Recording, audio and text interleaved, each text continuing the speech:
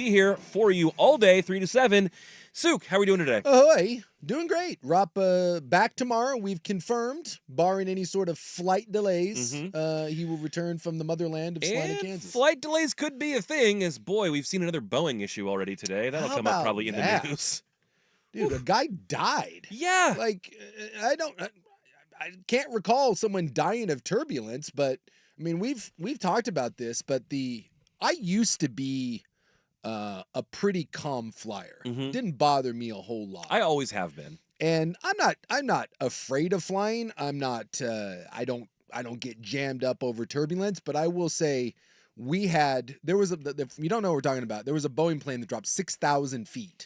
And it was over a matter of minutes. It wasn't seconds, but it was not expected. Yeah. It was during meal service. Yeah. Look, when you see it, I mean, it's, again, someone died. Someone hit their head. Like, So I was reading, though, they thought it might be a heart attack that caused the death. So overhead panels shattered. I mean, it's bad stuff. They said people were going through those panels into where the masks dropped in. Yeah. And that was, when I was with the Tampa Bay Buccaneers, I think we were playing the Rams. I think we were on our way to St. Louis. And we had one of those, and I forget what they call it. It's some sort of tail whip where you hit two pockets of air like instantaneously, where one drills you up and then the other one just hits you down. And then it caused some sort of delay, and we had to drop real fast. So it was about 45 seconds of I'm gonna die. And I've never felt anything like it. I felt like the plane had broken in half. I ended up in the seat in front of me, and so it's a charter plane, so you had your own three seats, right? You didn't have to sit by anyone. Right, okay. And I'm in the back of the plane because I'm a dip-ass, right? And like you get stuck in the back of the plane. Everyone that's worth a damn is in the front. All the losers are in the back. So I was in like the second to the last row, and I was reading a magazine, and minding my own business, I had my seatbelt off because I'm sitting like sideways. Sure. This thing hits, and next thing I know, I'm over the front. I'm bleeding because I hit the ceiling. Oh. And so I was bleeding, and when I landed, I had the magazine cover in my hand. Don't know what happened to the magazine. That thing was gone. And like I said, for about 30 to 45 seconds, it was these constant whips. And that's when we dropped super fast to get out of whatever, I guess, air pocket we were in. And he comes on, and like the pilot was like, I've never heard someone be there was a tinge in his voice, and he was like, hey, this is going to be rough. Hold on. And then you hear them. And that's not a good feeling. No, when the person in charge who's supposed to be the expert in handling everything and making you feel safe feels unsafe, then everyone feels unsafe. And so, when you're on these charter planes, no one's buckled in. Everyone's dipping, right? So everyone's got their chaw cups. Oh, it's everywhere. Right? The stewardess is there. So before you know it, like all the masks are down. I'm in the seat in front of me. I'm bleeding. Stewardesses are flying. Like it's absolute chaos. What's the duration of time of this? Like I said, about 30 to 45 seconds. Okay. And for probably 20 of that was the whips. Jeez. You just would feel yourself, like, imagine like when you're on one of those stupid Tower of Terror things, right? Where it's up and down and like you're weightless. It feels like that. One or two people threw up, and it just was awful. It was chaos. And then we just started dropping, and that went on for, 20, 25 seconds. And then it evened out. Guy comes on, says, hey, we're fine. We had this, blah, blah, blah, explains it. Everyone okay. We're, and then like, you're just looking around, and grown men are praying. Grown men are crying. It is bad. It's like that scene in Almost Famous where they think the plane's going down and people are making all sorts of admissions about their life and apologizing for their transgressions. Yeah, it's no good, man. I mean, it was, and since that, and so like you stabilized, right? And we didn't have to emergency land, nothing like that. And I guess this was just I guess like you said, you hit these pockets where it's like this swirling that just knocks you up and down. We had to get out of it. But since then, I'm not going to lie. Like, and that was 20 years ago. But you've experienced it, so you know that it can happen. So you're like, it could happen anytime. So whenever it starts getting real rough, I can't help it. Like in the back of my mind, I'm waiting for the whip. And so I do. The worst thing I do is I buckle really tight. Like when that gets bumpy, and I don't ever take off my seatbelt. Like that thing stays fastened. And 20 years ago, I remember that.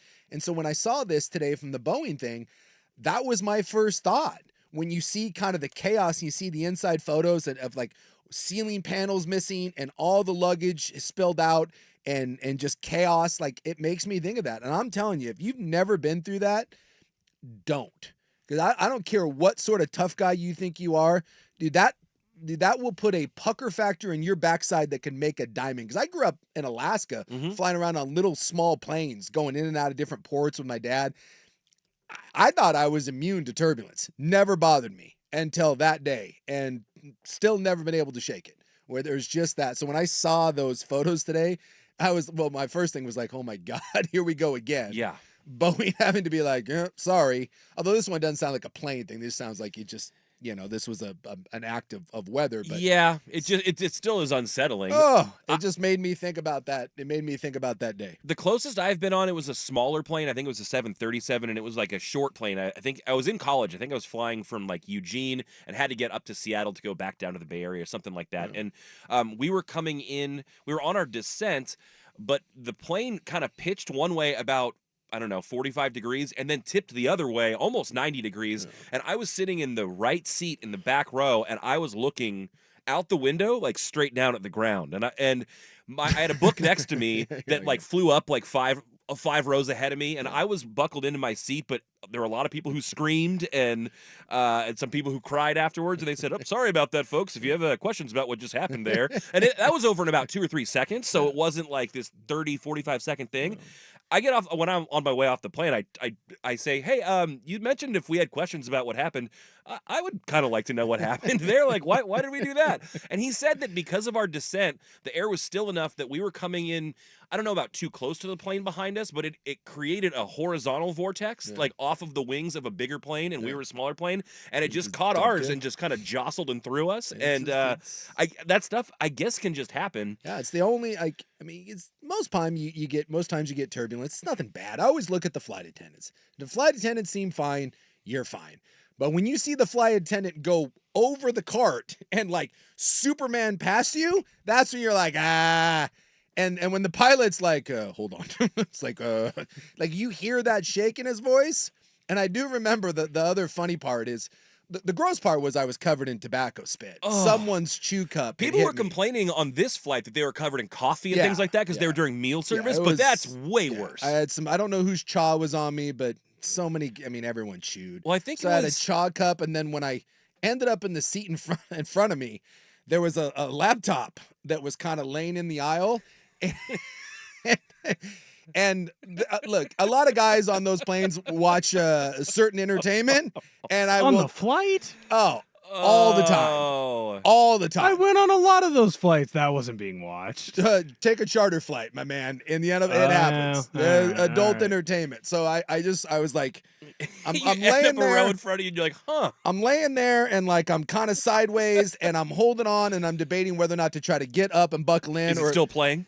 Yeah. So the laptop is like upside down in the aisle, and I'm looking at it, and like, cause like I'm kind of like sideways, and there's a scene happening right in front of me, and I was like, oh my God. Oh, look, like, they're getting it. It's like, this is. Did it calm you down? No, but I remember. Did it turn you on? I just remember in that like chaos of like, holy hell, I'm gonna die. I was like, it was just this brief respite of like, hey, look at that. Oh. And then like we hit another whip, and then the laptop went flying, and then I got turned, and then it was back to I'm gonna die. And then, it got less and less, and the guy came on and was like, we're gonna be fine, we just have to drop, and there you go. But no good. So anyone that was on that Boeing flight, especially to the guy that died, oh my God, I feel for you. And if you're on that plane, I'm guessing that they said there were 30 other people injured. Yeah, for the rest of your life, you're gonna be a little shaky when you get on that airplane. News like this won't keep me from flying, but the one thing it'll do is I will keep I used to be the kind of person that's like, well, when the light's not on, I don't need to have my seatbelt on. I'll just get comfortable. I will keep my seatbelt on for moments like that. Yes, I've become a seatbelt buckler. I can't help it. It's one of those involuntary reactions. And like, you think that when that stuff happens to you, like I was never a big obviously PTSD is a real thing. I just you're like, I don't go to war or anything, but when you have something like that happen and it sticks with you all these years later, it's weird. It's like when I got bit in the face by a dog pretty bad, and to this day, and that was, a year and a half ago, I can't have like dogs in my face. Yeah. And I always that makes sense. Yeah, I always thought I was just one of those people that could just shrug stuff off until like, you just have that involuntary reaction where your heart starts beating fast, you start sweating a little bit. It's a weird thing to subconsciously have to know it's kind of brewing there, and Yeah. then feel the trigger go off a Yeah, little and bit. you can tell yourself all you want. You're like, you're fine, it's no big deal. And I'll find myself like grabbing my seatbelt and just pulling it a little tighter off that first bump. And I'm like, oh, for heaven's sakes, quit being a candy ass, and then just pull it a little tighter just to make sure. And then you see this. So the next time I fly, I promise you this will be in my mind. I'm like, let's just go ahead and buckle this down real tight. Well, it's hardly as severe, but it's maybe just as hard to understand. I saw a tweet that went viral today about an incident on a flight that was just between two people, and it made me wonder, what would Suk or Ortner do? This woman said, I had a new experience tonight. On hour 1 of the 6-hour flight, I got up to use the bathroom, and when I came back, the guy in the seat next to me was wearing my sweatshirt. Oh. What do you do there? Huh. Boy, Like they took his sweatshirt, like from up She top. got up from her seat, went to the bathroom, was wearing left her her. sweatshirt there, and when she came back to the seat, he was wearing her sweatshirt. Well, my first question is, how hot was she? Because that would be my. But like, if some dude was wearing my sweatshirt. You just get back and someone else, some rando, your seatmate is wearing your sweatshirt. It totally depends on who's wearing my sweat. Not to be offensive, but if it's a dude, I'm gonna be like, "What's going on here?" Yeah, again, that all If it's depends. a pretty like, girl, yeah, exactly. That's why I said how hot she like, is. what's going on? And I also need to know, like, no offense, but is it like does Tom Hanks wearing my sweatshirt or is Brock Lesnar? Because if Tom Hanks is wearing my sweatshirt, excuse me, Mr. Hanks, I love your movies. I'd like my sweatshirt back. If it's Brock Lesnar, I'm be like, hey, you know what? Big fan of your work. That sweatshirt looks great on you. I didn't need it in the first place. In fact, I'm just going to go sit in the toilet for a while and just mind my own business and leave you be. It all depends. It's a situational sort of thing. So the follow-up, it sounds like it may have been an old who was slightly confused about Yeah. whose things were what. Yeah. And but she said, I think he was the type of mortified where you just act like nothing happened. So after I told him, he said he thought it came with the free blanket. And I was like, oh, absolutely, Well, sir. These flights can be confusing. And again, this could, if it's an old man or You an let old it woman, go. I need Of to, I course. need to know too, like, is it one of my favorite sweatshirts? Is it one I don't care about? If some nice old lady has put on my sweatshirt, What is she wearing your punt sweatshirt? I love my punt sweatshirt. I love my Iowa punt sweatshirt. I think with the punts, you know what? I know I can order another. They weren't expensive. I ordered online.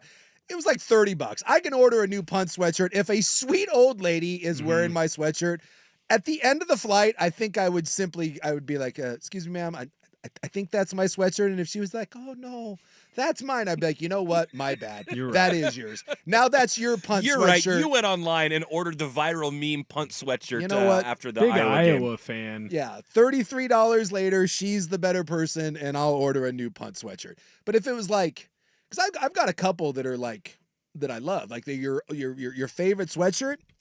I think you gotta throw down at that point. Be like, listen here, you old bag, get that freaking sweatshirt off. The thing is mine. It's kind of an alpha move if you think about it. Like some dude sitting next to you leaves their clothes that's and then power you move. put it on and Yeah. then you just sit there and be like, no, what are you talking about? That's what I This said. is That's mine. a No, Brock Lesnar move. That's totally my That's sweatshirt. a now. power move. Yeah, it's the douchey guy in the bar who's like, that's my hat now, snatches it off your head and throws it on. It's and totally it's like, mine. And that's what I'm saying. If it's like Brian Shaw or Brock Lesnar, you don't say anything. You're just like, thank you, Mr. Shaw. I just didn't know that was going to fit you and terrified of you. What are you going to do? You gonna get into it with Brock Lesnar? You get into it with John Jones? One of my No. favorite COVID moments. And look, it's COVID. It was terrible. But, COVID, they were having all the riots and whatnot. John Jones, who might be the scariest human being on the planet, he may not look like it. If you don't know who John Jones is, he's the greatest mixed martial artist of all time. He trains down in New Mexico. Some jackass was spray painting like some cars, like some cop cars, and gets tapped on the shoulder and like whirls around like he's gonna like get into it, and it's John Jones. And Whoops. the guy hands him this. Luckily, he's like hands him the spray can and then just like walks away. It's circumstances. yeah. You're like, I'm here for the anarchy. No, excuse me, here, Mr. Jones, would you like this spray can? I'm sorry. Let me start my 12-part apology, and I'm just gonna go over here now and never do that again. It's all circumstantial. Depends on who's there. 100%. A couple flight experiences coming in on the Vancouver Ford text line. This person says, my brother played at U of O during the Joey Harrington years. He tells a story of the team plane coming so hard on a landing that the plane bounced as it landed, primarily on one side. And he said many players were screaming and even crying. Just absolute fear over the manliest of men. That's from ex-Boeing bro. 100%. And then the other one, and it didn't scare me, but some people it freaked out. When I was at BYU, we crossed into some sort of military airspace. We were flying from Provo to Seattle. We were playing the Huskies.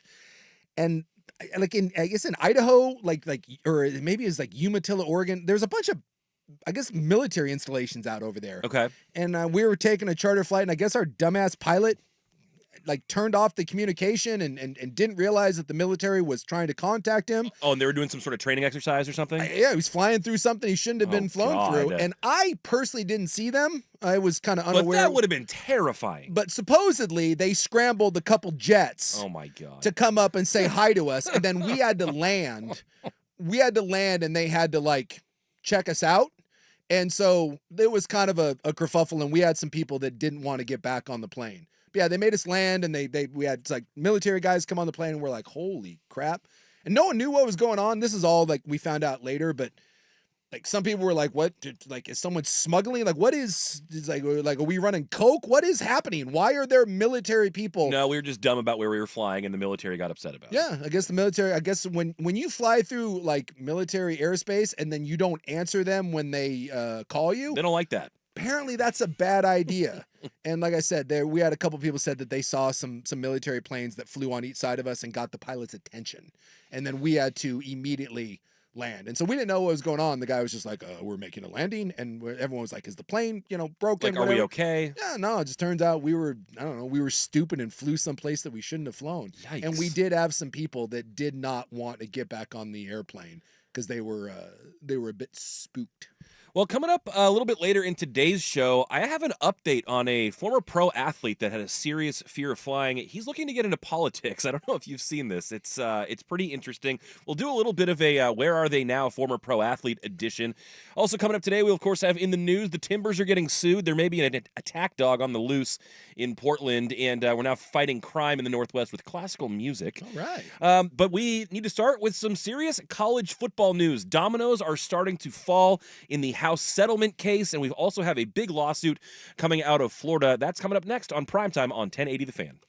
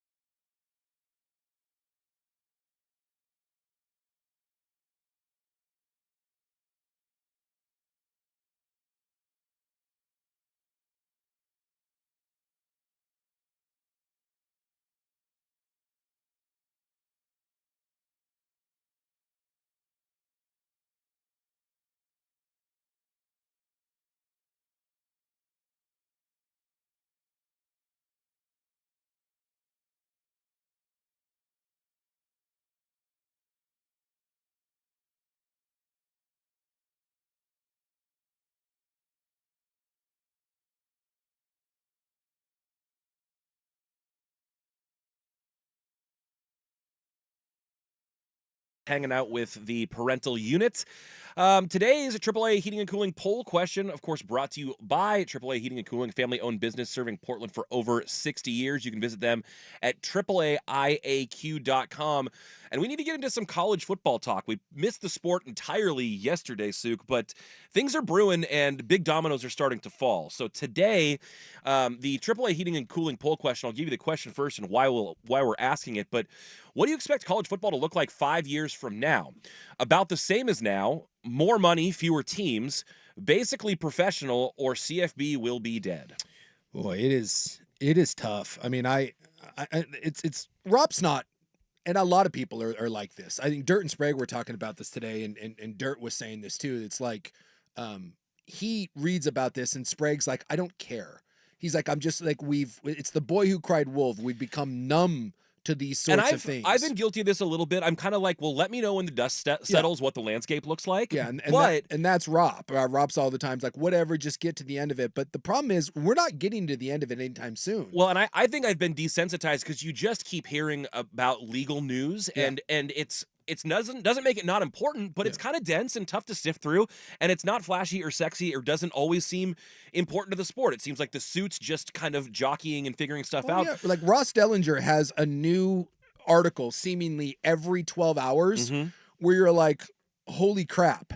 But the settlement, if you don't know, there's several lawsuits going through the court system right now. Well, and the reason for the poll question today is because it's now being reported the Big 12 is going to be the first of the power conferences to agree to the settlement case between the House and the NCAA. Yeah. Within the next week or two, there will be a nearly $3 billion settlement between the NCAA and athletes for basically back NIL payments. And as part of this settlement moving forward, there will be a new structure in place where NILs will essentially be folded into athletic departments. Athletic departments will directly pay students on top of NIL to the tune of about $22 million. And that's because they're creating a fund, like you said, for like nearly $3 billion, $2.7 billion to pay former athletes that weren't allowed to sign NIL deals. Yes, and the Power 5 schools, this is all going to be broken down, but everyone from the Power 5 to the Group of 5 to the FCS, everyone is going to have to pay. The NCAA is going to pay 40% of it. The schools are going to pay 60% of it. But you're talking about basically $3 billion over the next 10 years that this is going to be paid out. This will fundamentally change. And by the way, it doesn't stop with just this settlement. There's a host of problems that can continue after this. But this is just the first domino in what I truly think, and I don't, and the only reason I can think that this isn't a bigger deal is just because of the fatigue.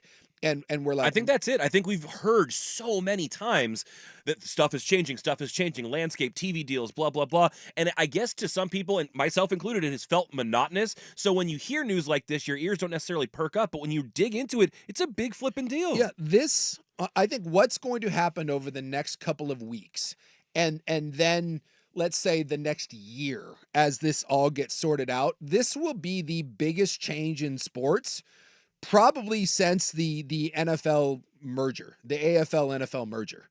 I mean, if you want to go back and say like the NBA expansion, if you want to say like the NBA in the 80s where that actually became a big deal, I don't think there's anything in Major League Baseball, maybe the color barrier, if you want to go all the way back. Yeah. I mean, this is seismic. I mean, you will have programs across the country having to decide whether or not they can do this. It feels like an ultimate thinning of the herd, right? Yes, Where I mean, it's like you're going to have to decide do or do not, join or don't. Yeah, you've got programs basically. If you're a Power 5 team, you're going to say, okay, over the next 10 years, we have $70 million that aren't going to be coming our way because we're going to have to pay this settlement. Oh, and on top of that, we're going to need to shave off basically 21 to 22 million in order to compete at the highest level to pay our players on top of NIL. And we still don't know the ramifications as far as what Title IX means and all this. We don't know what it means as far as actually making these athletes professional athletes and if it's a collectively bargained thing. We don't know if the government's going to get involved and provide antitrust protection. Otherwise, these lawsuits can keep happening. And right now, there's still no way for the NCAA to enforce any of their rules. So, like all this stuff that is happening, for arguably the second or third most popular sport in the United States, I just don't know if people have an appreciation for exactly the true seismic shift that is happening right now in the world of sports and the trickle-down effect that this is going to have. And it is not going to be over the next 10 years. This is going to happen over the next several weeks. Yeah. And then there'll be a fallout from it that will probably take a year or so to sort out as the other kind of legal ramifications. But make no mistake about it. Like the change is coming. The train is coming through, and we will never be the same. We will never, ever be the same. If you thought the transfer portal and NIL changed college sports, that is chump change compared to what these lawsuits about to get settled, what these are going to mean. So in response to the poll question, or just attempting to kind of prognosticate what you think the fallout could look like, and it's really hard to tell, but with some of that thinning of the herd and the creation of, have and have-nots or wills and won'ts as far as what schools are able to participate, how do you see the landscape looking 5 years from now or even a year from now? What do you think will tangibly be different? I think at some point the government has to get involved. I really do. I think someone in Congress eventually, and they've been real hesitant to do this, but someone's got to provide antitrust legislation. Someone has to do that. Otherwise, if that doesn't happen, then this just becomes professional sports, and we see the true fracture where athletics and academics never have anything to do with each other again. And this really does just become minor league sports. And whether or not we get to that point, I do think that you are going to have a culling of institutions. And this isn't an Oregon State, Washington State thing. I think you are going to see major, major ramifications where there are going to be schools, solid schools, and I'm just throwing out, the West Virginias of the world, or, Or even think about like a school like Arizona. That made that huge financial error. They lost $240 million. Like that, they might not be a school that could stomach this sort of thing. They may just look at this and be like, we can't. You are going to have to make a decision here in the near future. Are you in or you out? And I don't think it's even necessarily going to be will. I think it's going to be means. Do you have the means to do it? And when you're talking, think about how thin athletic budgets are already. Now, over 10 years, $70 million reduction. So just pencil that out. If I go to Arizona's athletic department right now and say, hey, by the way, next 10 years, you got $70 million less coming your way, you're gonna be like, oh my God. Oh, and then by the way, you're gonna have to find an extra 20 plus million to pay out as revenue sharing to these athletes. And that, by the way, that's just to be status quo. I'm just not certain that every school is going to be able to do that. So I think what's going to happen is a true fracturing of the super league. Yeah. One or two super leagues, and then other people, having to go down to a group of five. I think we're going to have two new divisions in football, whatever you want to call it, the alpha and the omega. Sure. The pros versus Joes. You're just going to have the big boys, and you're going to have a big group and it's not just going to be the little teams. I think there's going to be some solid programs that just look at this and say, this isn't financially feasible for us, especially if some of the Title IX stuff gets in there, and it's not just about paying basketball and football players, and it has to go to the other sports. You may even see kind of the amateurism of like club sports, where, there may be some schools that are like, hey, like if you want to be a soccer player, cool, but it's got to be a club team now. We just can't compete at this. We can't compete at this level. See, that was going to be my question, because like based on how Title IX works, you have to have equal number of scholarships for men and women, right? Yep. So like at Central, the way it worked was we had two fall sport women's teams, volleyball and soccer, to equal the amount of scholarships that we had for football. When you change it, because the change is going to be now, right, that there's going to be unlimited scholarships, or at least that's the belief that the change will come in. Do you then have unlimited scholarships for volleyball and soccer? And if you do have those, does a school have the option to be like, we don't have enough money, we're going to allocate it allocate more of those funds to the football program, because then if you do that, then you're not in compliance with Title IX and you're set up for new lawsuits. So how is that all going to work? And this is one of there's a good attorney. His name is Mitt Winter. He's on Twitter. You can follow him at Winter Sports Law. We're trying to connect with him. Yeah, we're trying to connect with him, but I've followed him for a while now. He laid out like 9 questions that when this settlement happens, and we'll dive into some of those a little bit later in the show for sure. And one of them is exactly that. What happens with Title IX? Because that thing is the fact that everyone has to be Title IX compliant. Being Title IX compliant, it's almost like trying to fit a square peg in a round hole. You can't necessarily do that and also thread the needle of figuring out the financial part of it. There's plenty of articles on this, but the one that's most recent from ESPN about the agreement made today is that there's no clarity right now on the Title IX revenue sharing and how roster caps will work and what NIL enforcement will look like. Sources have indicated that it will be at least 6 months before those details are worked out and likely longer. Yeah. And like I said, this may ultimately lead to the end of amateurism, where Sure. you just have schools say this is a separate entity. It's not Title IX. And football and at least basketball are loosely affiliated with schools, but your employees and every other sport, the non-generating sports, still operate under some form of NCAA model, and football and basketball just kind of go and do their own thing. But there is a seismic shift coming, and I know people can get fatigued, but just this, if you like college sports, whether Pay that's attention, whether that's football, basketball, or certainly if you like some of the Olympic sports, trust me, this is going to affect you too. Yep. This will be the most radical shift in the sports landscape that we've seen in 40 plus years. And I still have more questions about this, so I want to pick it up on the other side of the break. Also want to get to what's going on with Jaden Rashada and his lawsuit against the Florida Gators, because the NIL stuff is getting spicy too. Yeah. That's coming up next, but first, Ortner has a Sports Center update.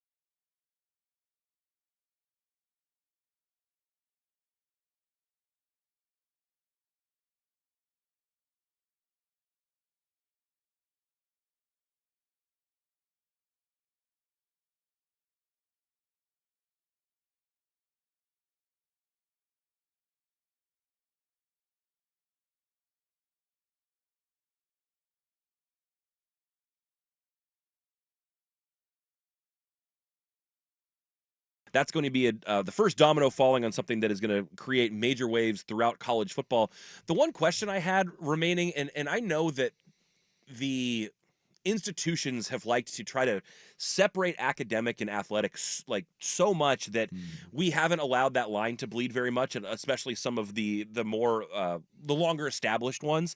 But I start to wonder with this, like, is this a time where schools or athletic departments can finally turn and look to their billion-dollar endowments and say, look, do you want to have a football and basketball team to represent this institution, or do you just not want to be part of that anymore? Because I feel like even if you're an academic or an institution of academic, like higher learning, that's like taking a piece away of the identity of the entire institution if you don't have that. So will there be schools that finally open up purse strings from other areas that say, yeah, we still need to be part of it? It's never happened. It hasn't. I'm wondering if this is like a titanic enough blow that the thought or grappling with the idea of not having that is worth that changing this time around. See, and I don't. I think if anything, I think it would go the other way, and schools will just shutter programs, or they'll just become club teams. I just can't see the university model, which, by the way, this only exists in the United States. Yeah. It doesn't exist anywhere else. And you now see why. It's amazing to me that it took this long to get to this point. And the only reason it gets to this point is because they are getting their ass handed to them in court every single time, because this is beyond illegal. Like what they're doing, I've been saying this for 20 years since I've been on the air. And everyone that always, that would yell at me about this, they're like, well, this is the way we like it. Well, just because you like something doesn't mean that you get to run an illegal operation that violates every antitrust law known to man. And finally, we're getting to this point where people are like, dude, I'm just going to sue your ass. And so here we are. I think more schools may just look at this and say, dude, this is not worth the headache. This is costing us what? Yeah. We're not making money off this. Yeah. It's not like the Alabamas, the Ohio States, they'll dump money into this because they get something out of it. But I'm just not certain how much. Again, let's take Oregon State, for example. Sure. And I'm not trying to crap on the Beavs. It's just they're local here, and they have gotten the short end of this stick. But there are schools like this all over. You could take a Wake Forest. You could take a Nebraska. Well, no, maybe not Nebraska because they freaking love football. But yeah, go ahead. Yeah, but we talked about this once. The athletic budget for the University of Oregon, or Oregon State. I want to say the budget's around like, what is it, like 80 million, give or take, right? And it's a good budget. Yeah. And that budget's going to change, by the way. Big time. You don't have TV money coming in, Yeah. and you are going to be responsible for paying some of this, and the payouts coming to you are going to shrink. So you thought you were in a budgetary crisis already. Well, now for the Washington States and Oregon States, it just got that much worse. But you're dealing with an 80, let's say $90 million budget on some of these programs. The entire budget for Oregon State University is $1.5 billion. It's $1.64 billion. And I'm just not certain when you get to those highest levels, when you're having to make those choices, I just don't think it matters. I mean, we've had this conversation with the former Oregon State University president. And Yep. he's even said, he goes, dude, it's such a small piece of our budget. Yes, it's important. But when you get to the high levels of these institutions, I'm just not certain that they care. And it's always been like, yeah, you're good for us, and you bring in students, and it's at BYU. They always called the athletic program we were the front door of the university. Yeah, absolutely. Right, you were the window dressing, and it was something to kind of to put out there, and it made you feel good about going to school and pride and all that.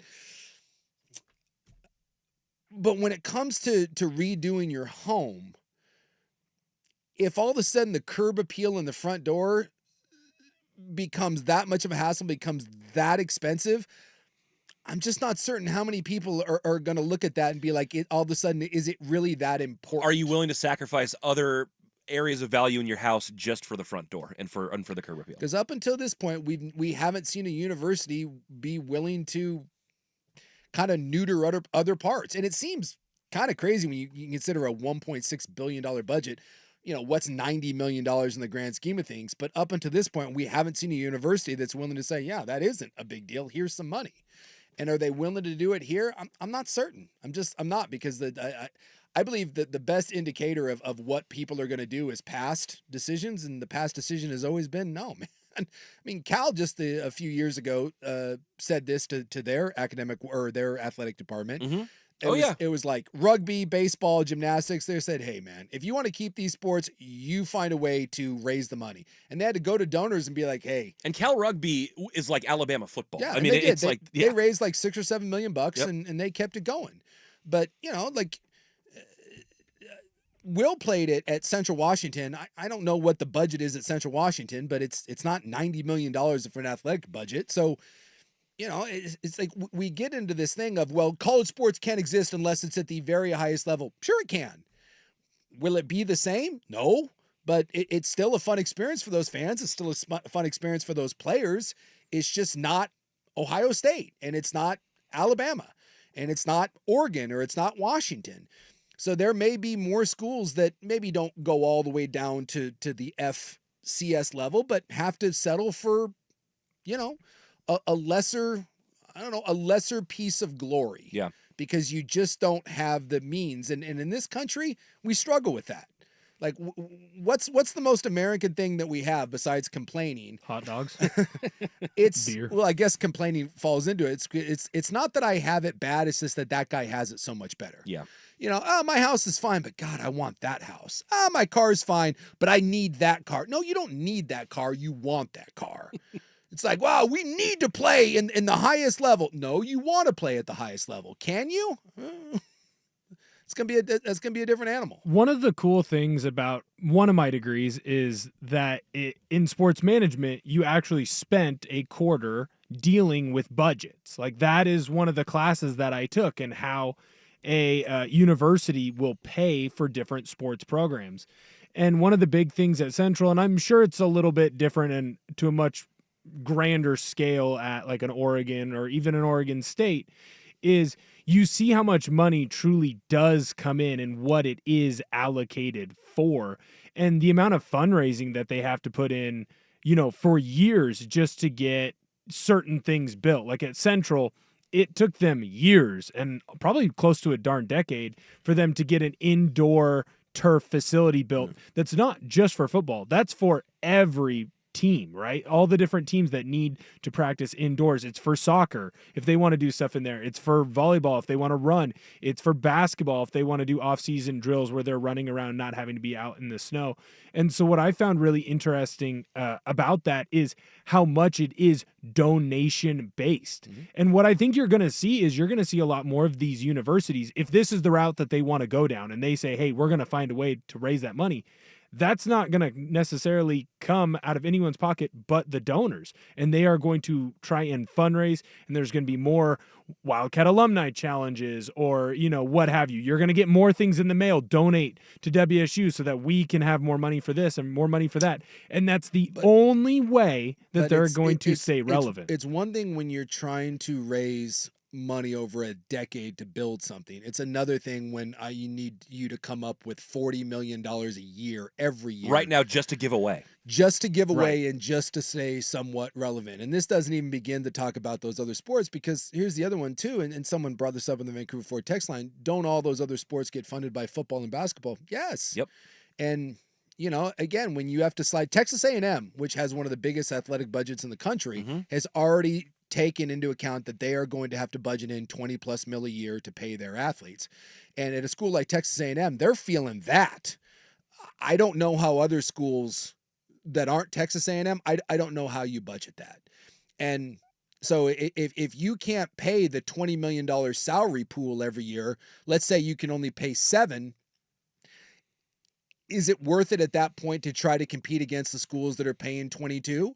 Is it worth it to just, to try to come up with 7 to 10 and compete at a lesser level? Or is it in your best interest to just say we're going down to a different level and we're not going to try to compete with those? And then what that does to female sports, what it does to the baseball programs, I don't know. But the seismic shift, the college sports as we know it is over. And what that looks like, I'm not certain, but the model will never be the same. And everything going forward in the world of college sports is on the table right now. And it's going to change radically, and it's going to change quickly.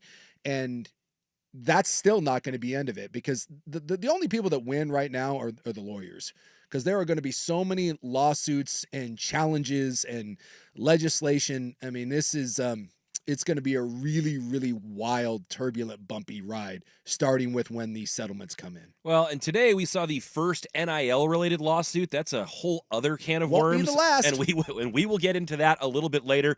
But coming up next, you talk about programs that may cease to exist. Can you win an NCAA championship for a school that doesn't exist? That's coming up next on 1080 The Fan.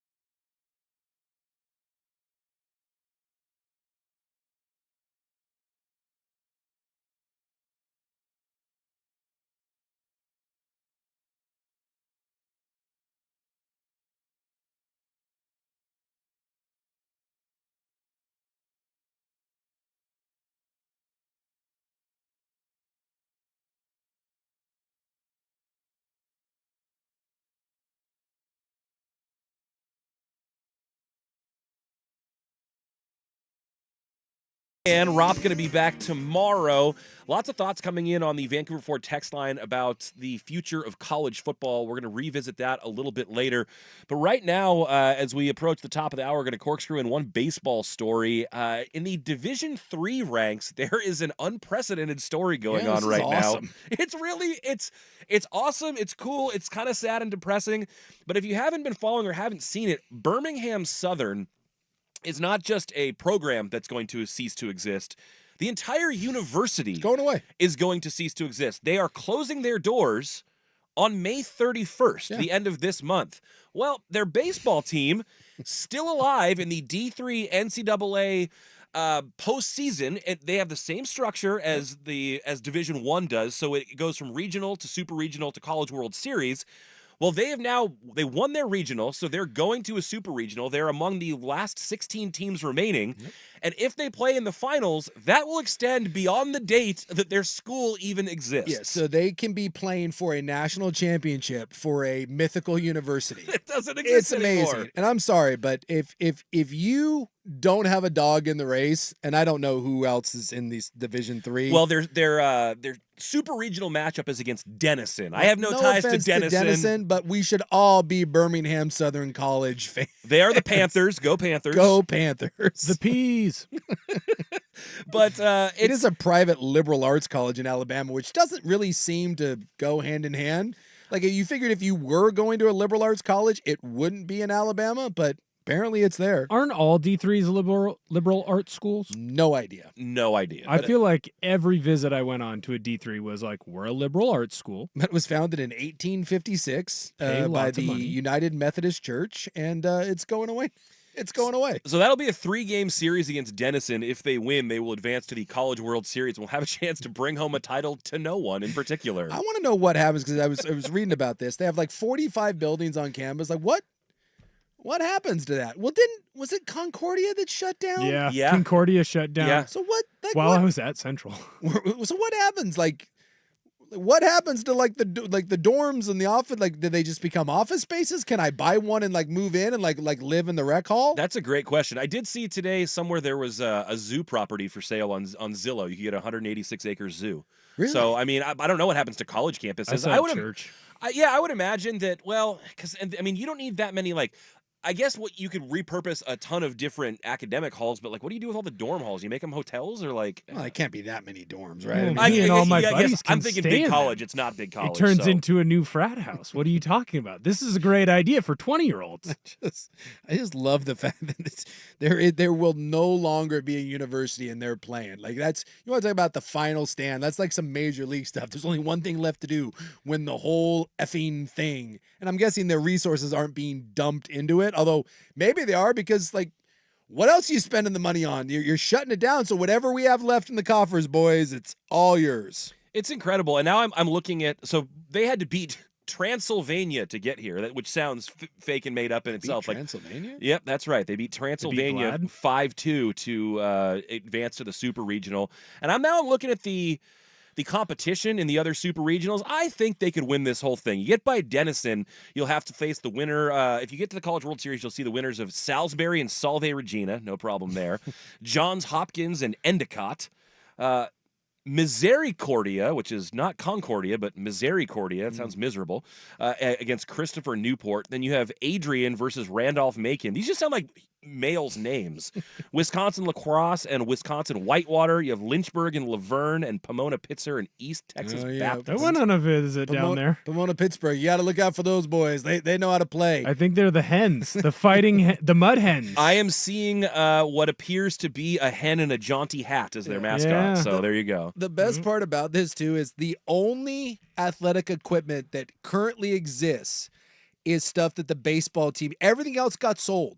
They had to sell. They had their big final surplus sale type deal. So they don't have a weight room right now. They don't have any, like, the only thing that exists are like uniforms and stuff they directly need, like the pitching machine and all that. All the football equipment, all the helmets, all the weightlifting stuff, it all got sold at a big garage sale.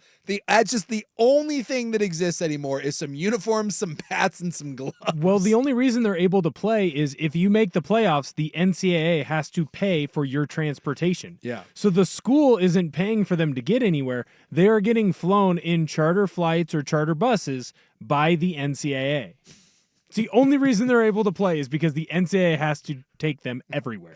Well, no offense to this school, or like, was Concordia expensive? Because Yes. the other one, I think it was. Yeah, this is Concordia was really expensive. They were like the one private school in the GNAC. that's what I always like. I don't understand. Like my I've said now all three of my kids, right, have gone, or I'm putting two of them through right now. One's done, one's just about done. I got one just starting, and so I've been through the process 3 separate times of where do you want to go to school, and the idea. I always say that the Sukanuk Scholarship Fund is it's a limited fund, right? So I tell my kids all the time, you got 2 options, boys and girls. You got scholarship or you got state school. Like my daughter wanted to go to the University of Chicago. I said, your ass better get to Chicago and become a resident there, because the Sukanuk Fund only pays in-state tuition. And it blows my mind when I see these liberal arts schools, these Division III, and they want like $49,000 a year, 62, It's 71. insane. I'm like, what? And there's like 2,000 students there. 70 grand? Who are these people? I want to know who paid that much money to go to Concordia. And maybe they should learn a lesson when they like, hey, no one wants to come in and we have to shut our doors. Yeah, because no one wants to pay for your BS education.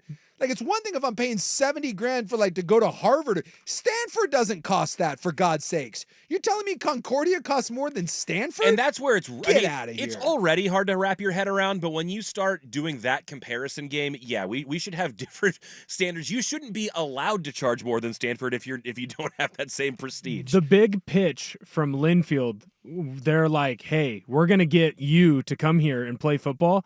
We've knocked the price down 40 grand.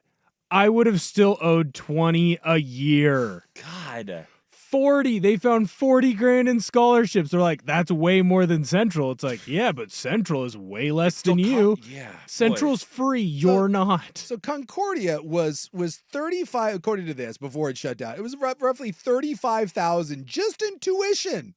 What? And yes, I do need a Birmingham Southern College T-shirt. If they're still selling them, let's pick me up an XL or a double XL, and I'll rock the Panthers. I like that. I would ride on that train for sure. I for the life of me do not understand how colleges stay in business, and maybe more of them should shut down with stuff like this, especially the out of state. So my daughter wanted the one that's getting ready, OREN, the one that's getting ready to go to school. Mm-hmm. The BTJ went to the University of Oregon. Mm-hmm. So my daughter was like, hey, she kind of liked Eugene. It was like, hey, what if I go to Oregon? Do you know what out of state tuition at the University of Oregon is? No, I don't anymore. I used to. 45 G's, my man. Dude, it was like 18 Get on the when I woo. went. Get on the wooey. The wooey. Yeah. Oh, you don't know about the wooey. They don't have that. Oh, that's where they do like the. Yeah, it's like you count as in-state for 4 years. Oregon doesn't do it. Portland State does it. I was going to say Western Oregon did it. No, the University of Oregon doesn't do it. We looked Cheap. into it. And so there are people from other parts of the country who are coming to Oregon and writing checks in tuition for $45,000 to go to Oregon. It blows my mind. College fascinates me. And who are these parents that are writing these checks? It's like, they're fighting for clicks. We're fighting for wins. Fighting for tuition is what we're doing. Yes, I'll tell you what. You can fight someone else. That check isn't coming for me. It blows. That just blows my mind. So no offense to Birmingham Southern, but I don't feel bad for you. Don't charge people $70,000 a year, and maybe your doors would still be open. Well, got a little more baseball news coming up later in the show, but coming up next hour, we'll have to get to in the news with a potential attack dog on the loose, and the Timbers are getting sued. But coming up right next, we have the highest paid superstar left in the playoffs. Can you guess who it is? And the NBA on TNT may not be dead yet. This is Primetime on 1080 The Fan.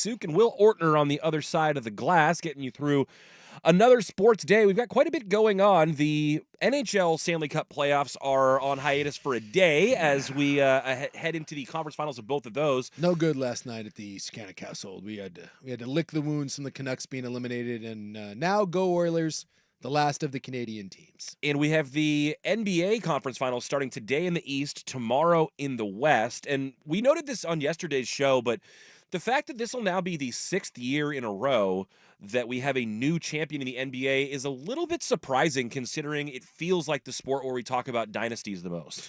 Yeah, and just hasn't. I kind of like it. I like that we. I do too. I like that we get new blood rolling through here, and some of this has been player movement, and now with the new CBA, I'm not certain how this is going to go because roster construction becomes that much more challenging. So you're not the era of super teams is over. You're not going to be able to just like load up on talent.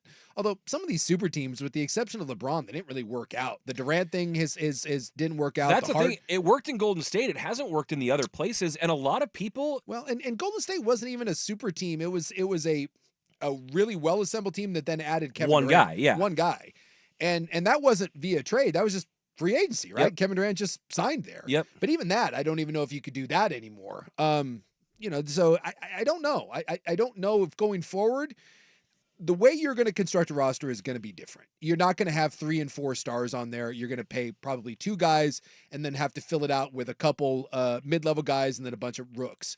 So I wonder if, like the Oklahoma City, Minnesotas of the world, the kind of the up-and-coming teams that are well-constructed, are those teams set up to go on a run, or are we just now without super teams and we have competitive balance that we're just going to continue to see this where, you get a lot of recycled teams? It's a good question, and it's one that I've started now pondering this, and it jumped out to me yesterday. I saw that now that the Final Four in the NBA playoffs are set, did you know there's only one player in the NBA's top 15 highest paid that is still in the playoffs? No, I can't say that I knew that. Only one that's in the top 15. So we can start making our way down the list. Number 1 highest paid, you go Stephen Curry, Kevin Durant, LeBron James, Jokic, and Embiid. That's your top 5. I know it.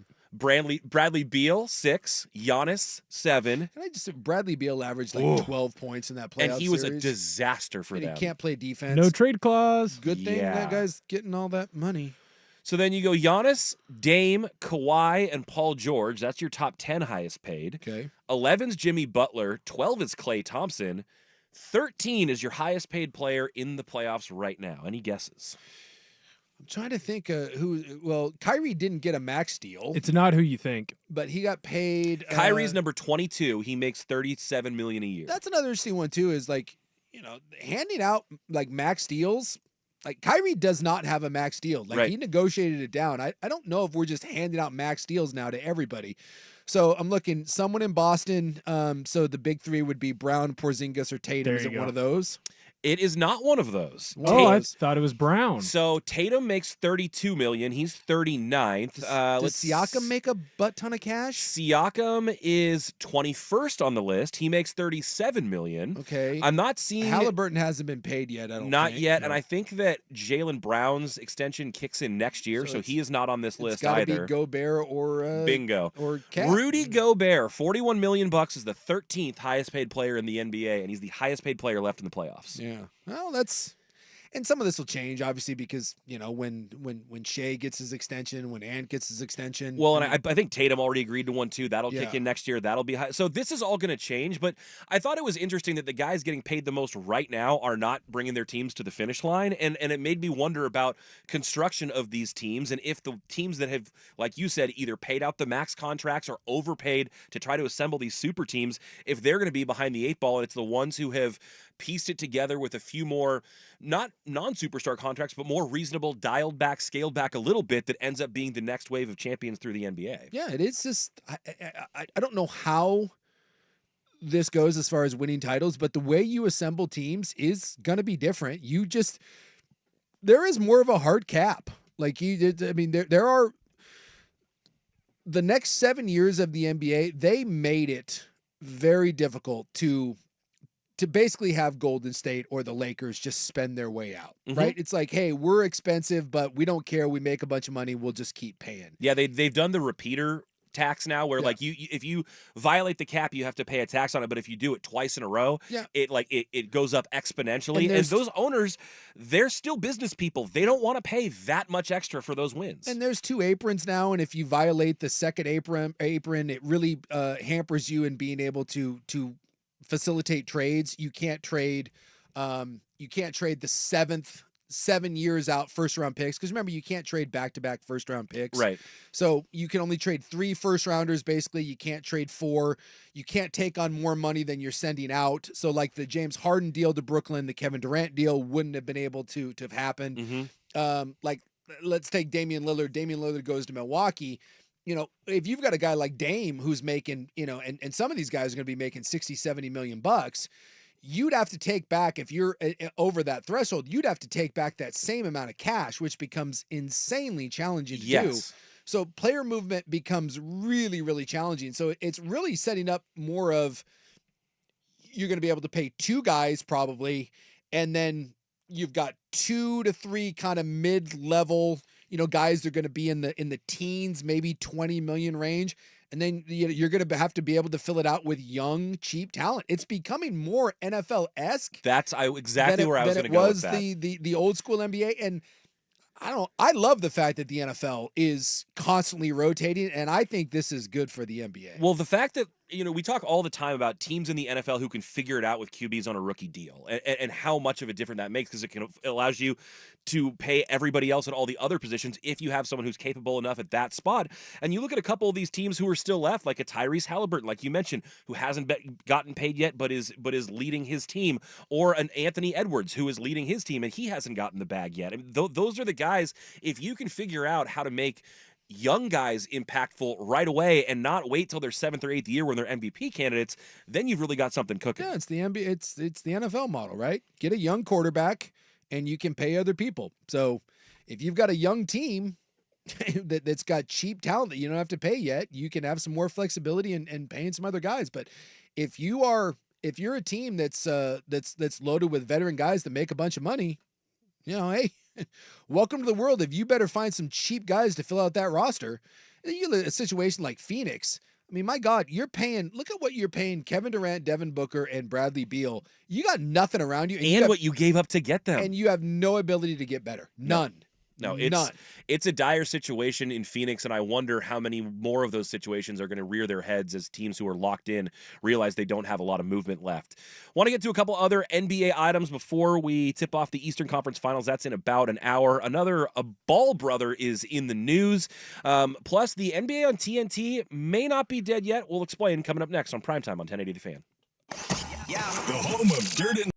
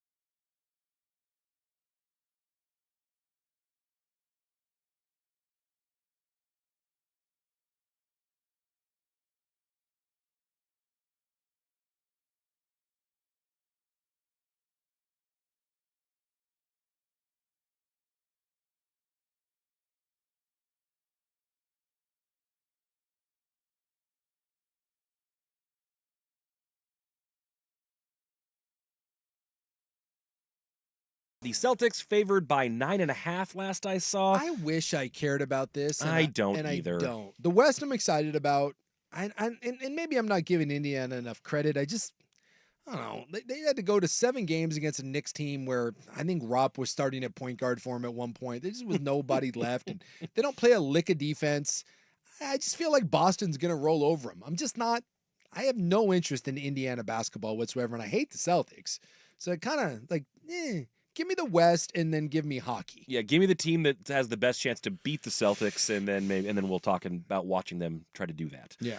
Well, so there's a couple things going on surrounding the Western Conference Finals that I wanted to get to, including Anthony Edwards, who's become the darling of this postseason run in the NBA and across fantastic. the media. Super fun, engaging personality. Seems authentic and not jaded, and everyone is kind of on the love train right now with that. But he went on after the T-Will on TNT, and the NBA on TNT, and we'll get to them in a little bit. But he went on with Charles Barkley and the crew after Minnesota won Game 7 in Denver. And Chuck Barkley goes out and says, I haven't been to Minnesota in 20 years, prompting Anthony Edwards to leave him with this quote. Bring your ass. Bring your ass, which has been going around. But now I see today that if you visit bringyourass.com, Well, there's a whole thing. it directs you to Minnesota's tourism website. Really? So the Minnesota tourism is leaned into the Anthony Edwards hype, and they're like, yeah, we'll double that as our URL. We'll buy it. It'll kick you over. So now if you're searching for Anthony Edwards, the state of Minnesota is like, come on and visit us. Come on over here. So they're spelling it that way, right? Bring ya like Y-A. YAASS.com. Let me just say that's the greatest tourism website of all time. And then when you go to their landing page, they don't actually put ass on there. They do A****. But if you type bring ya ass in the URL, it'll redirect you to exploreminnesota.com. Yeah, I'm not gonna lie. If I was having to Google "bring your ass," that's not what I would expect. I'm hoping that someone like is typing that in, and they're like Minnesota. That's not what I was looking for. It was more like an 82nd Avenue sort of thing that you're looking for, and now you got Minnesota tourism packages, which more power to you. I'm fascinated by American tourism, anyways. Like. I like to travel. It's where I spend a good hunk of my money. And there's fine cities all across this great land of ours. Minnesota's not on your list? Well, like The Mall of America, bro. that's fascinating to me. If 'cause that's what you have to entice us with, a mall is not going to do it. Well, and like I went to Detroit last year, and it happened to be a Metallica concert that my buddy was at, and a Red Wings game. So I was like, oh, that's perfect, right? That gives me an excuse. I just I'm Metallica on Friday, Red Wings on Saturday, Metallica Sunday. Great weekend. And Detroit, by the way, was an awesome city. Kick-ass time. Have done such a great job with that. That being said, if it wasn't for that confluence of circumstances, why would I ever go to Detroit? Of all the places I could go, like I get it, like in the country, like I get going to San Francisco, I get going to LA, I get going to New Orleans, I get going to Vegas, like even Florida, but like you see like these tourism boards for like Asheville, or again for like Minnesota or Columbus, like of all, like, hey kids, or I went to you like, hey honey, where are we going for our anniversary trip? Are we going to Jamaica? Nah. We going to Hawaii? No. Mm-mm. Alaskan cruise? Nope. We going down to New Orleans for Mardi Gras? Nope. Going to the Laramie, beach? Wyoming. Yeah. Even better. Well, if you're into camping, that's not a just bad idea. But it But is even odd. camping, like there's arches in like some of the national parks or like Yellowstone, but Columbus, at least I could get Wyoming, but like Columbus, so I'm going to Cleveland. You're not a fan of the crew? It's weird. I think there's probably enough to do in Minnesota that I would like to visit, but I'm a little bit more like you in that I will try to find a reason to go to one of these places instead of just, I'm not just going to pick up and be like, ooh, Anthony Edwards said, bring your ass. I better go visit Minnesota. That's not going to happen. I'm sure I would like Minnesota, but that's not going to be the event that gets me there. It's like, I don't know. It's like, I love going to Canada. Big fan of Canada. Montreal, great. Toronto, great. Vancouver, great. You know where I haven't been? Calgary. Okay. What? Well, and like of all the places I could go in Canada, I'm going to pick Calgary? There's a rodeo there at some point? The It's supposed to Stampede. be electric. Like, really? Of all the places Calgary. I do not understand how anyone chooses to go there. I get that you end up those places, but Calgary and Columbus and Cleveland, They're like Applebee's or Olive Garden. Not that there's anything wrong with those, but you never set out to go there. You just end up there. And maybe they're delightful when you go and you got some chicky parm, or you get some Dollaritas, bro. Yeah, you get some never-ending shrimp at Red Lobster. And that's the end of it. But I just like the tourism, like you need a tourism board for that. Does that work on anybody? That's a good question. I don't know. I wonder what kind of a bottom line bump the tourism boards actually give these Bring states. your ass! Bring your ass! Well, like Leavenworth works, or Leavenworth. Does it? Yeah, people, that's Christmas a big deal. town? People like to go up there during Oktoberfest and Christmas time. Oh, okay. That was like a big thing. You couldn't get anything if you wanted to do like a getaway weekend with a girlfriend or something. Okay, So fair enough. like sometimes there are small little places where that works. See, again, small little places, but that's, Minnesota is not a small little place. But bring your ass! Bring your ass! Text line saying Sprague has raved multiple times about how amazing it is to visit Minneapolis, as it's like Portland with fewer feces and fentanyl. So that's good. Well, it's but colder. I feel the same way about Portland. Sure. Like, I love Portland. Great city. Grew up here. Live here. Worked here. Big fan of it. But again, if I had a buddy that was in a different part of the country and is like, hey, you can go anywhere you want. Come to Portland? I'd No, be like, I'll meet you somewhere. Yeah, Look, like, yeah. unless you have a reason, unless there's like, oh, there's an event, there's a game, there's a concert, there's a something like that to latch onto. My last three places. Naked bike ride. I guess the last couple trips, I went to Iceland, I went to Japan, I went to St. Lucia, and I went to Belize. And I'm not gonna. Sorry, but like How are their tourism boards? Portland, Bring your ass. Minnesota, or one of those places. And by the way, those places not any more expensive than going to Minnesota. Bring your ass. So maybe go to the island, or Well, it's yeah, also we've got a waterfall like here, like the morning show, Dirt and Sprague, we're talking about like Multnomah Falls. Go to Iceland. We've got better. There's better waterfalls there. I promise you. Like you literally see 7 waterfalls a day that you would be embarrassed to show them any waterfall we have in Oregon and be like, look at this waterfall. I'm guessing paying to get to Portland is not quite as steep as paying to get to Iceland, though. Actually, Yeah, I can't drive stick. well, if you're flying from the East Coast, I guarantee you it's as expensive, if not That's more expensive, probably to true. fly into Portland than That's it is true. to fly to Iceland. Round trip was like $560 direct. It's crazy. Not bad. Yeah. You could Is do a that lot worse. converted payment? No. So something else that was pointed out from that Anthony Edwards interaction, though, is that Charles Barkley says he hasn't been to Minnesota in 20 years, which is what prompted Yeah. Anthony Edwards to say bring your bring ass. ass. Well, this has now been debunked, and not just because Charles has been within the last 20 years, he's been in the last 5 years. Someone tweeted, I stood next to Charles, or 10 feet away from him, at the Final Four in Minneapolis when his alma mater, Auburn, was playing in the Final Four. That is pretty hard, or pretty easy to prove that, yes, he was in fact there. So you don't know if he blocked it from his memory because Auburn didn't win, or if he just forgot what city that was in, but Charles has, in fact, My been to guess is Minneapolis. that there was nothing memorable enough about Minnesota that Charles has been a lot of places, and this is my point. No offense to Minnesota. I'm sure it's a wonderful town, State. Minneapolis, wonderful state, wonderful city. I'm just guessing that much like Detroit, while I enjoyed it, it was cool. If you're Charles Barkley, I just don't think that one is at the top of your mind of where you've been. And then we'll pay this off as well. Mentioned that the NBA on TNT might not be dead. This report in today from Barrett Sports Media. Yeah. And this is really interesting because everyone has been presuming with the reports of the NBC Universal bid for the NBA that's about $2.5 billion and is about double what Warner Brothers and TNT paid for their last round. It sounded like that NBA and TNT was going to cease to exist in that studio show with all those guys.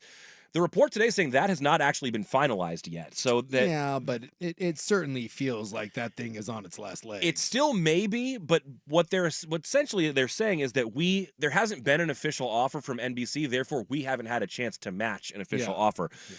It may be that NBC, Universal, and Comcast comes over the top and they put something out there that TNT is not and will not be able to match. That's entirely possible. The writing is on the wall there, but not over yet, so we'll have to wait and see what happens. But we need to move this show along. Coming up next, it is time for In the News. We have an attack dog on the streets of Portland, potentially, as well as combating crime with classical music. We'll get to that coming up on Primetime with Isaac and Suk on 1080 The Fan.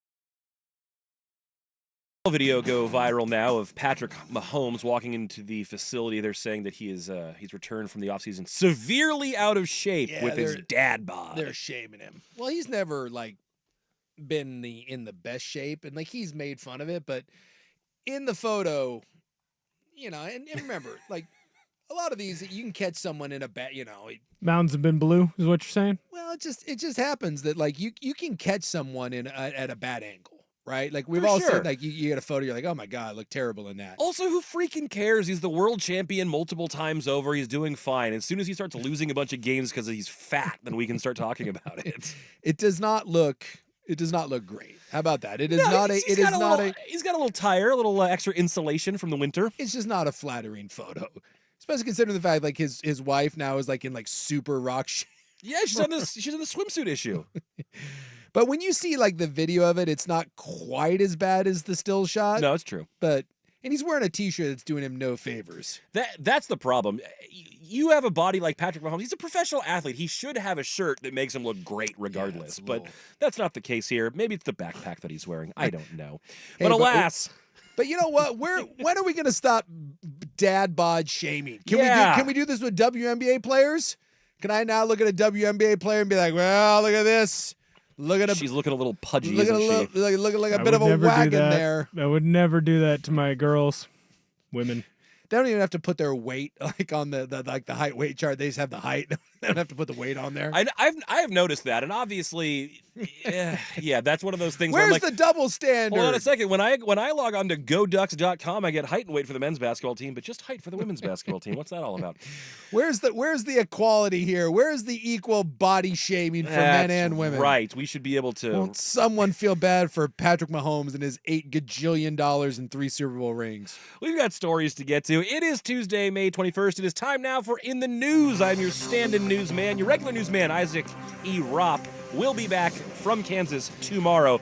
For now, Suk and Ortner helping me do the heavy lifting. Suk, what bridges do you generally take to get to work? Do you take bridges to get to work? I do take bridges to get to work. If I'm coming from my home, then I'm an I-5 and then 405. Okay. And then when I'm coming from the gym, then I'm coming from Clackamas. Then I got all kinds of stuff on the table. Well, the Morrison Bridge is a friend of mine when I'm going that way. Well, this may affect your commute if you are coming from jiu-jitsu one of the next few days, because a Netflix movie is causing bridge closures all up and down Portland for the next 3 days. My son was saying, my son works at Pips and Bounce. He's a bartender over there slinging suds, and he was saying that there's been some kerfuffle over there as people have been preparing for the movie shoot. So, and it's worth noting they're hitting 5 different bridges over 3 or 4 days, and so this may affect you. Today, there were delays on the Morrison Bridge, 3 to 5 minutes from 1 to 3:30. Tonight, expect delays on the Broadway Bridge from 6 to 10:30. Flaggers will be there. Do we know what movie's being filmed? I thought you might ask that. We do. It's called The Night Always Comes, and I've pulled up a plot summary here. It stars somebody who won an award for their work in The Crown, excuse me. Her name is... It's some highbrow... Well, I thought that. She came from that kind of realm in acting, but it says that basically she is a struggling mother who is in a town that basically things have gotten hard, and the gentrification has come, and they're pushing out the working class. And that's Portland is going to be that city where they're pushing out the working class for gentrification. We're crapping all over our fair city again. I was hoping it was some sort of B-list Raptor Island samurai cop thing, so that that'd be way cooler. My dream is to be a henchman in one of these movies. I watch a lot of bad B movies. You could be a Wick henchman, no That's problem. All I'm saying. There's got to be someone around here filming a bad B movie that needs just a large body that can get shot and or stabbed, maybe killed by some sort of creature. Fast and Furious, you get run over by Vin Diesel. Yeah, I don't want to be in those. Those movies suck. I want to be in those. It says that the final part of the synopsis is a plan has been put in place to raise mortgages on her property, and that's derailed when she's forced to undertake a desperate odyssey in a city full of greed. So I don't know. But basically, it's going to cause some headaches. As I mentioned, Broadway Bridge tonight, Burnside Bridge tomorrow from 1 to 3:30, and then on Friday, the Hawthorne Bridge from 2 to 5 a.m. They will be closed or have flaggers during those periods of time. Be mad at this gal from The Crown if you get stuck in traffic. Yeah, that's right. Vanessa Kirby is who you can Damn direct your you, ire Vanessa to. Kirby. Wait, is she a hot? She's like, she's kind of like Emily Bluntish hot. Ooh. Like she's got like the wafy blonde thing going Yeah, on. I Oh, like- no, she's hot. I like me some Emily Blunt. I saw one headshot and She's it's in- hard to tell. She's in a Fast and Furious. Okay. She's hot.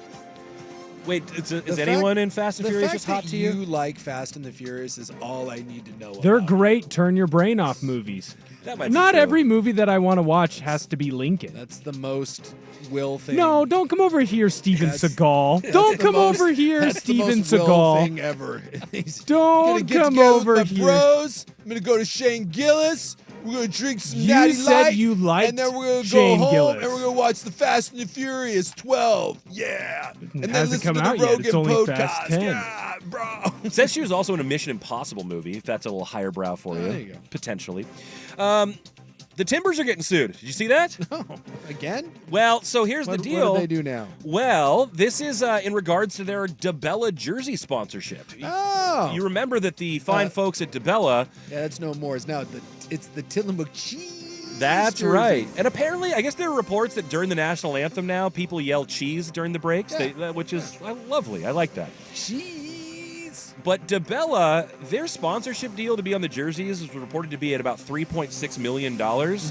They're suing the Timbers for $75 million. Oh, for like defamation. and- Because of the way that they dropped them after the reports came out about basically that it was unfair the way that they severed ties and it was against contract and things like that. So there's a 75 mil, huh? few details out there about it now, but Portland Business Journal does have that that DeBella is going to sue the company. They were going to pay $4 million to put their names on the jersey. They're suing them for $75 million or trying to. Yeah, you don't know. So the Timbers have a, in the Thorns, they got a bit of a sticky history there with sexual harassment lawsuits and whatnot. And then I think was it the president of DeBella that had been accused? He denied it. I but believe it was the president and CEO. he was accused of some stuff. And once that hit, the Timbers had to be like, yeah, we can't do that. and They dropped were him like overnight. right, like, and they were nope. just allegations. And I think that's part of DeBella's issue is that like you haven't let anything happen here, but the Timbers are like, nope, we've had enough mess on our hands with other things that have happened internally. The last thing we need is for our sponsors to I be would involved. assume, and I don't know, I would assume that the Timbers, like in those sorts of things, I'm sure there has to be language in there that allows you to get out for I don't know, moral clauses. If you're a company that's facing backlash for some sexual assault problems, and you're sponsored by a company that's now facing sexual harassment claims, I should say, it seems fairly reasonable to be like, yeah, I'm sorry. And let's be honest, We can't Tillamook do is a this. great local fit. It's better than DeBella was anyways. Just from a synergy standpoint. Yeah, I don't know. Go Tillamook, man. Go Tillamook. But they are there now. You can go buy the jerseys. Cheese. All right, coming up next, we have to get to the attack dog on the loose in Portland, or at least on the loose no longer, plus how classical music is being used to fight crime up in Tacoma and why it could be coming to an end. That's coming up next on In the News on 1080 The Fan. What's your opinion? It's thick, it's meaty.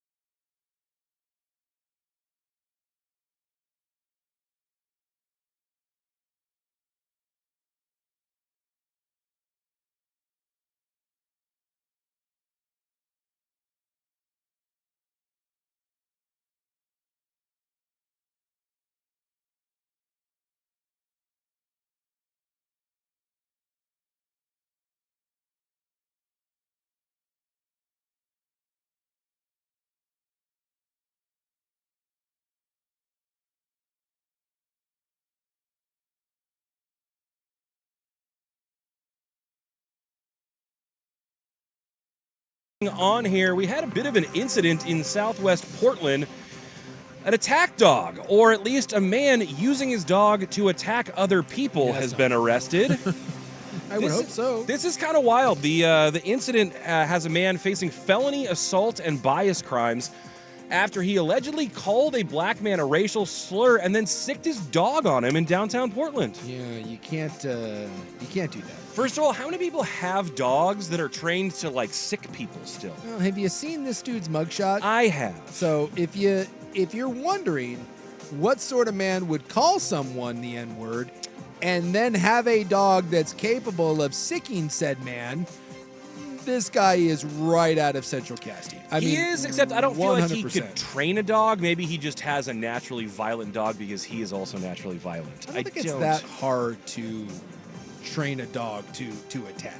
Well, and that dog, if you look at him, is probably malnourished and maybe not taken well care of. Exactly. It's not the dog's fault. And in a shocking development, the dog is the pit bull. So there you go.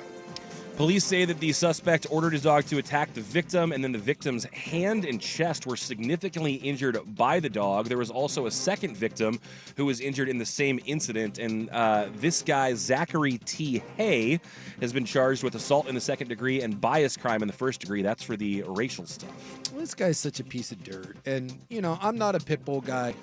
I've said that many, many times. I've been bit several times by them. And the problem with pit bulls is the dog obviously has the ability to harm people, and it's usually dip asses like this that want them. That's the problem. It's not the dog's fault. I feel terrible. The dog's going to get put down. Yep. The dog's been trained by this a-hole to be an attack dog. You can't rehabilitate that dog is going to get put down. Oh, by the way, this guy's already been convicted of animal abuse, so he's probably abused this dog. This dude's just an absolute piece of crap, and it's a terrible story. I hope this guy goes to jail for a significant period of time. And I feel bad for the dog, but I don't know what you're supposed to do. And then up in Tacoma, this is an interesting story here. I am up for anything that helps eliminate crime in ways that are peaceful. And there are Tacoma 7-Elevens who have now taken to blaring classical music outside of their storefronts to keep people who are doing shady and illegal business in their parking lots away. It's like what they used to get David Koresh out, like when they're in standoffs. I forgot about that. They just pump in super loud music. So if you're committing, I don't know, if you're committing crimes, if you're like a lady of the evening or you're trying to deal fentanyl, does Beethoven's 12th, does that prevent you? Well, known as the Ode to Joy. That might actually help your cause. Yeah, I don't know if it's just that it's it causes a bunch of attention to the area or if it's just annoying.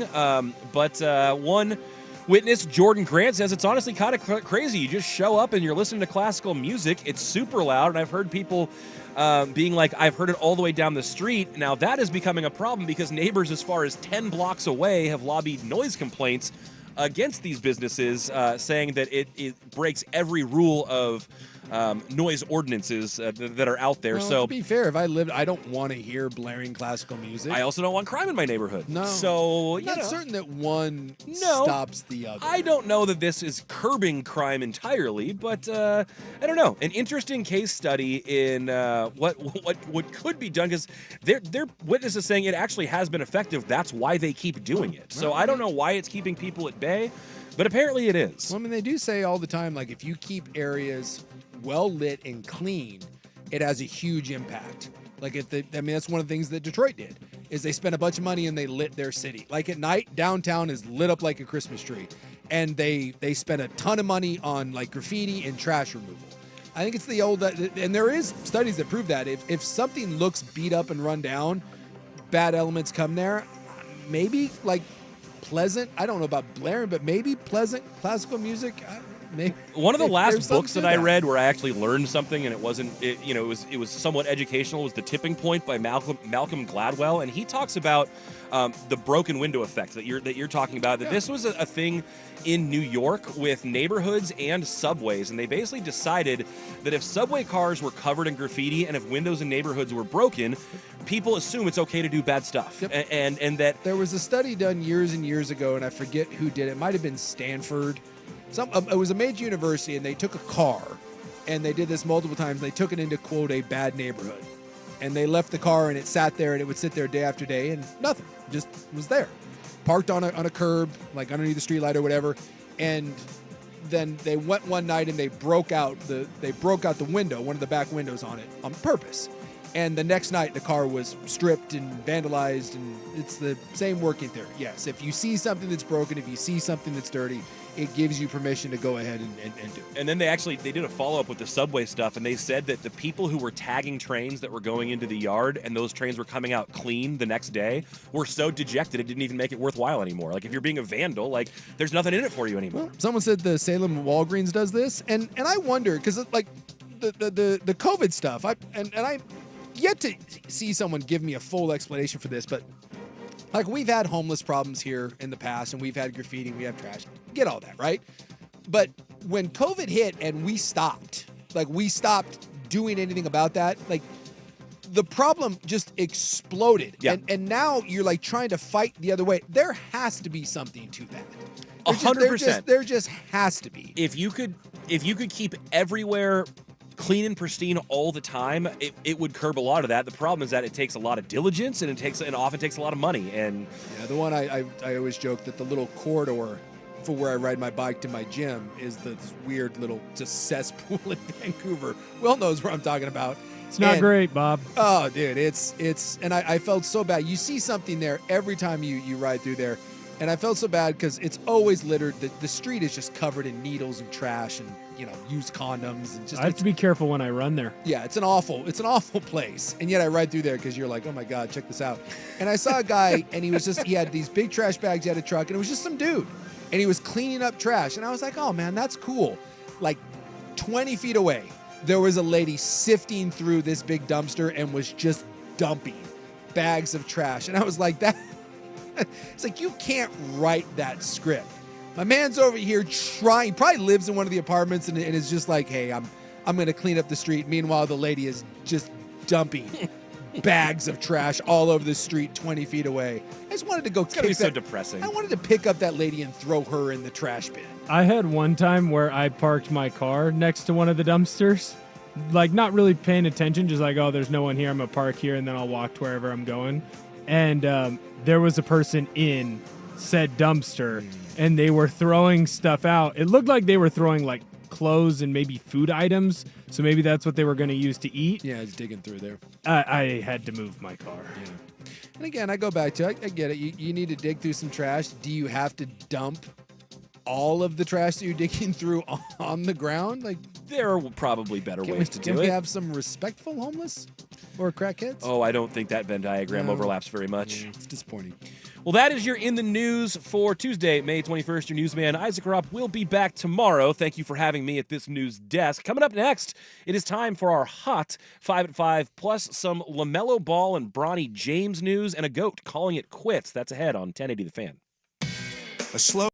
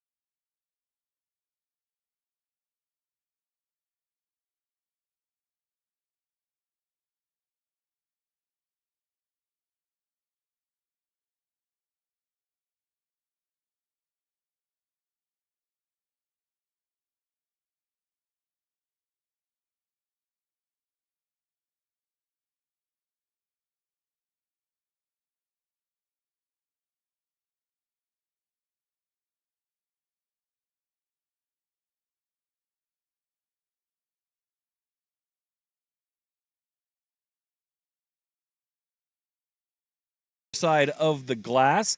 Lots going on today, especially in the realm of college sports. We'll dive a little bit back into the can of worms in NIL with the first NIL lawsuit. That's coming up. I'm also excited for the club tonight. We have to talk about whether all you can eat is destroying American cuisine across our great nation. Also have to talk about some Where Are They Now former pro athlete edition. There is nothing more dangerous than the all you can eat. First off, no one. Financially, apparently. Exactly. It's crippled the great institution, and no human being should ever walk into a place and have it be, you know what I need right now? All I can eat. Is then, like, because it's a psychological thing, too, is that you will naturally overeat. Because you're getting more value, or at least you think you are? Yeah. When the last time we were staying we were down in the island a couple weeks back, the only place at the resort, there was like 5 restaurants, and only one of them was really open for breakfast, and it was a breakfast buffet. It's a really nice breakfast buffet, but we thought it was $70 per person. Ooh, and I was like, dude, that's a little steep for a breakfast buffet. I was like, I don't want to spend $70 on breakfast. Yeah. I was like, I don't want to do that. No. And so one day, like we broke down and we're like, all right, like we'll go to this thing. I ate so much. And I just, like, as I'm eating, I'm like, dude, so I don't dumb. even want any of this. But But I'm I like, paid for it. I'm like, $70? Yes, I'm eating everything. And so I leave and I'm dying. I want to vomit. And then we get the bill. It wasn't. It was like $29. And I was like, why? Why? At $29, I would have stopped like 2 plates ago. But isn't that funny how the mind works, that because you thought it was at double or triple that, you're stuffing your face with double or triple as much? My fat ass. It was a shocking amount of food that I ate for no other reason than I thought it was said, because the lady was like, it's $69.95. It's like, why? What sort of misinformation?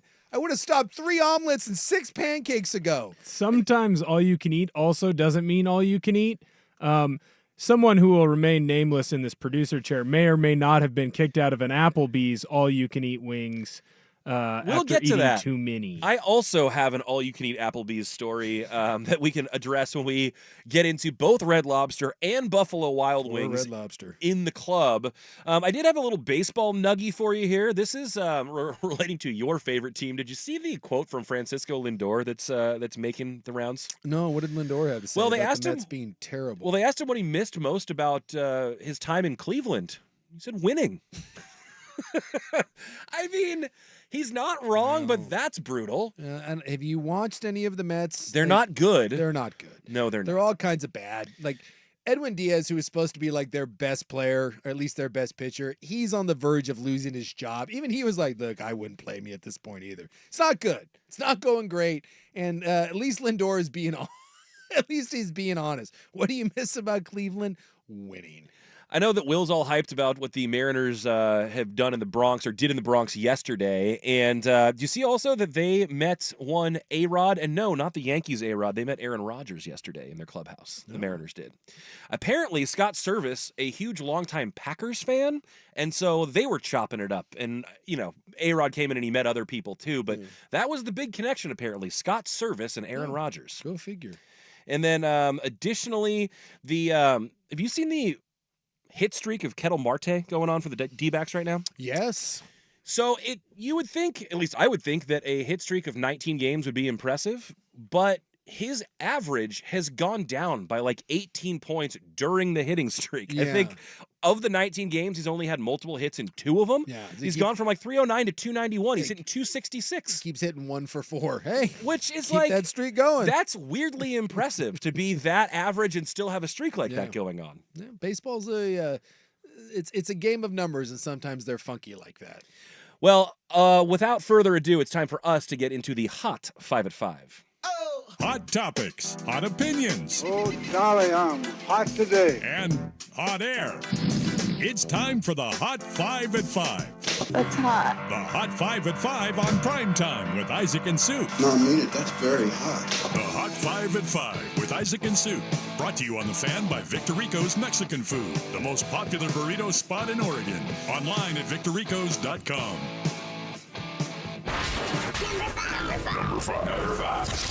Number 5. I'm thinking this is probably the last we'll hear about this story until next month, but Scotty Scheffler's lawyer has come out and said, no, the charges will not be dropped from what happened at Valhalla. We knew that their arraignment was moved. There were reports that there was no way that they were going to continue with the filing of the charges. Scotty's lawyer says, nay, they're very much going through with it. He's due in court June 3rd. Look, I'm be interested to see, because, we all think it's kind of ridiculous, but I said it at the time. If there's a real cop there and he tells you not to go and you go anyways, and then he grabs your door handle and you go some more, and they're like, oh, it was only 10 yards. Guess what? I don't, if that happens to me out on the street, I can't turn to the cop and be like, hey, it was only 10 yards. Like, there are repercussions for disobeying police officers, whether you're some dip-ass radio host or if you're Scotty Scheffler. I didn't think it was kind of adorable that we were all like, oh, this'll be, this'll be nothing. Well, you got one cop that apparently thinks it's something because he stuffed him in the back of a car and was pissed off about his wrecked pants. And now the big outcry is that why wasn't the body cam going? There was supposed to be body cam. There was no body cam. So Is Scheffler on? What if he ends up in a vest picking up trash on a Louisville, on a Louisville street somewhere? Great.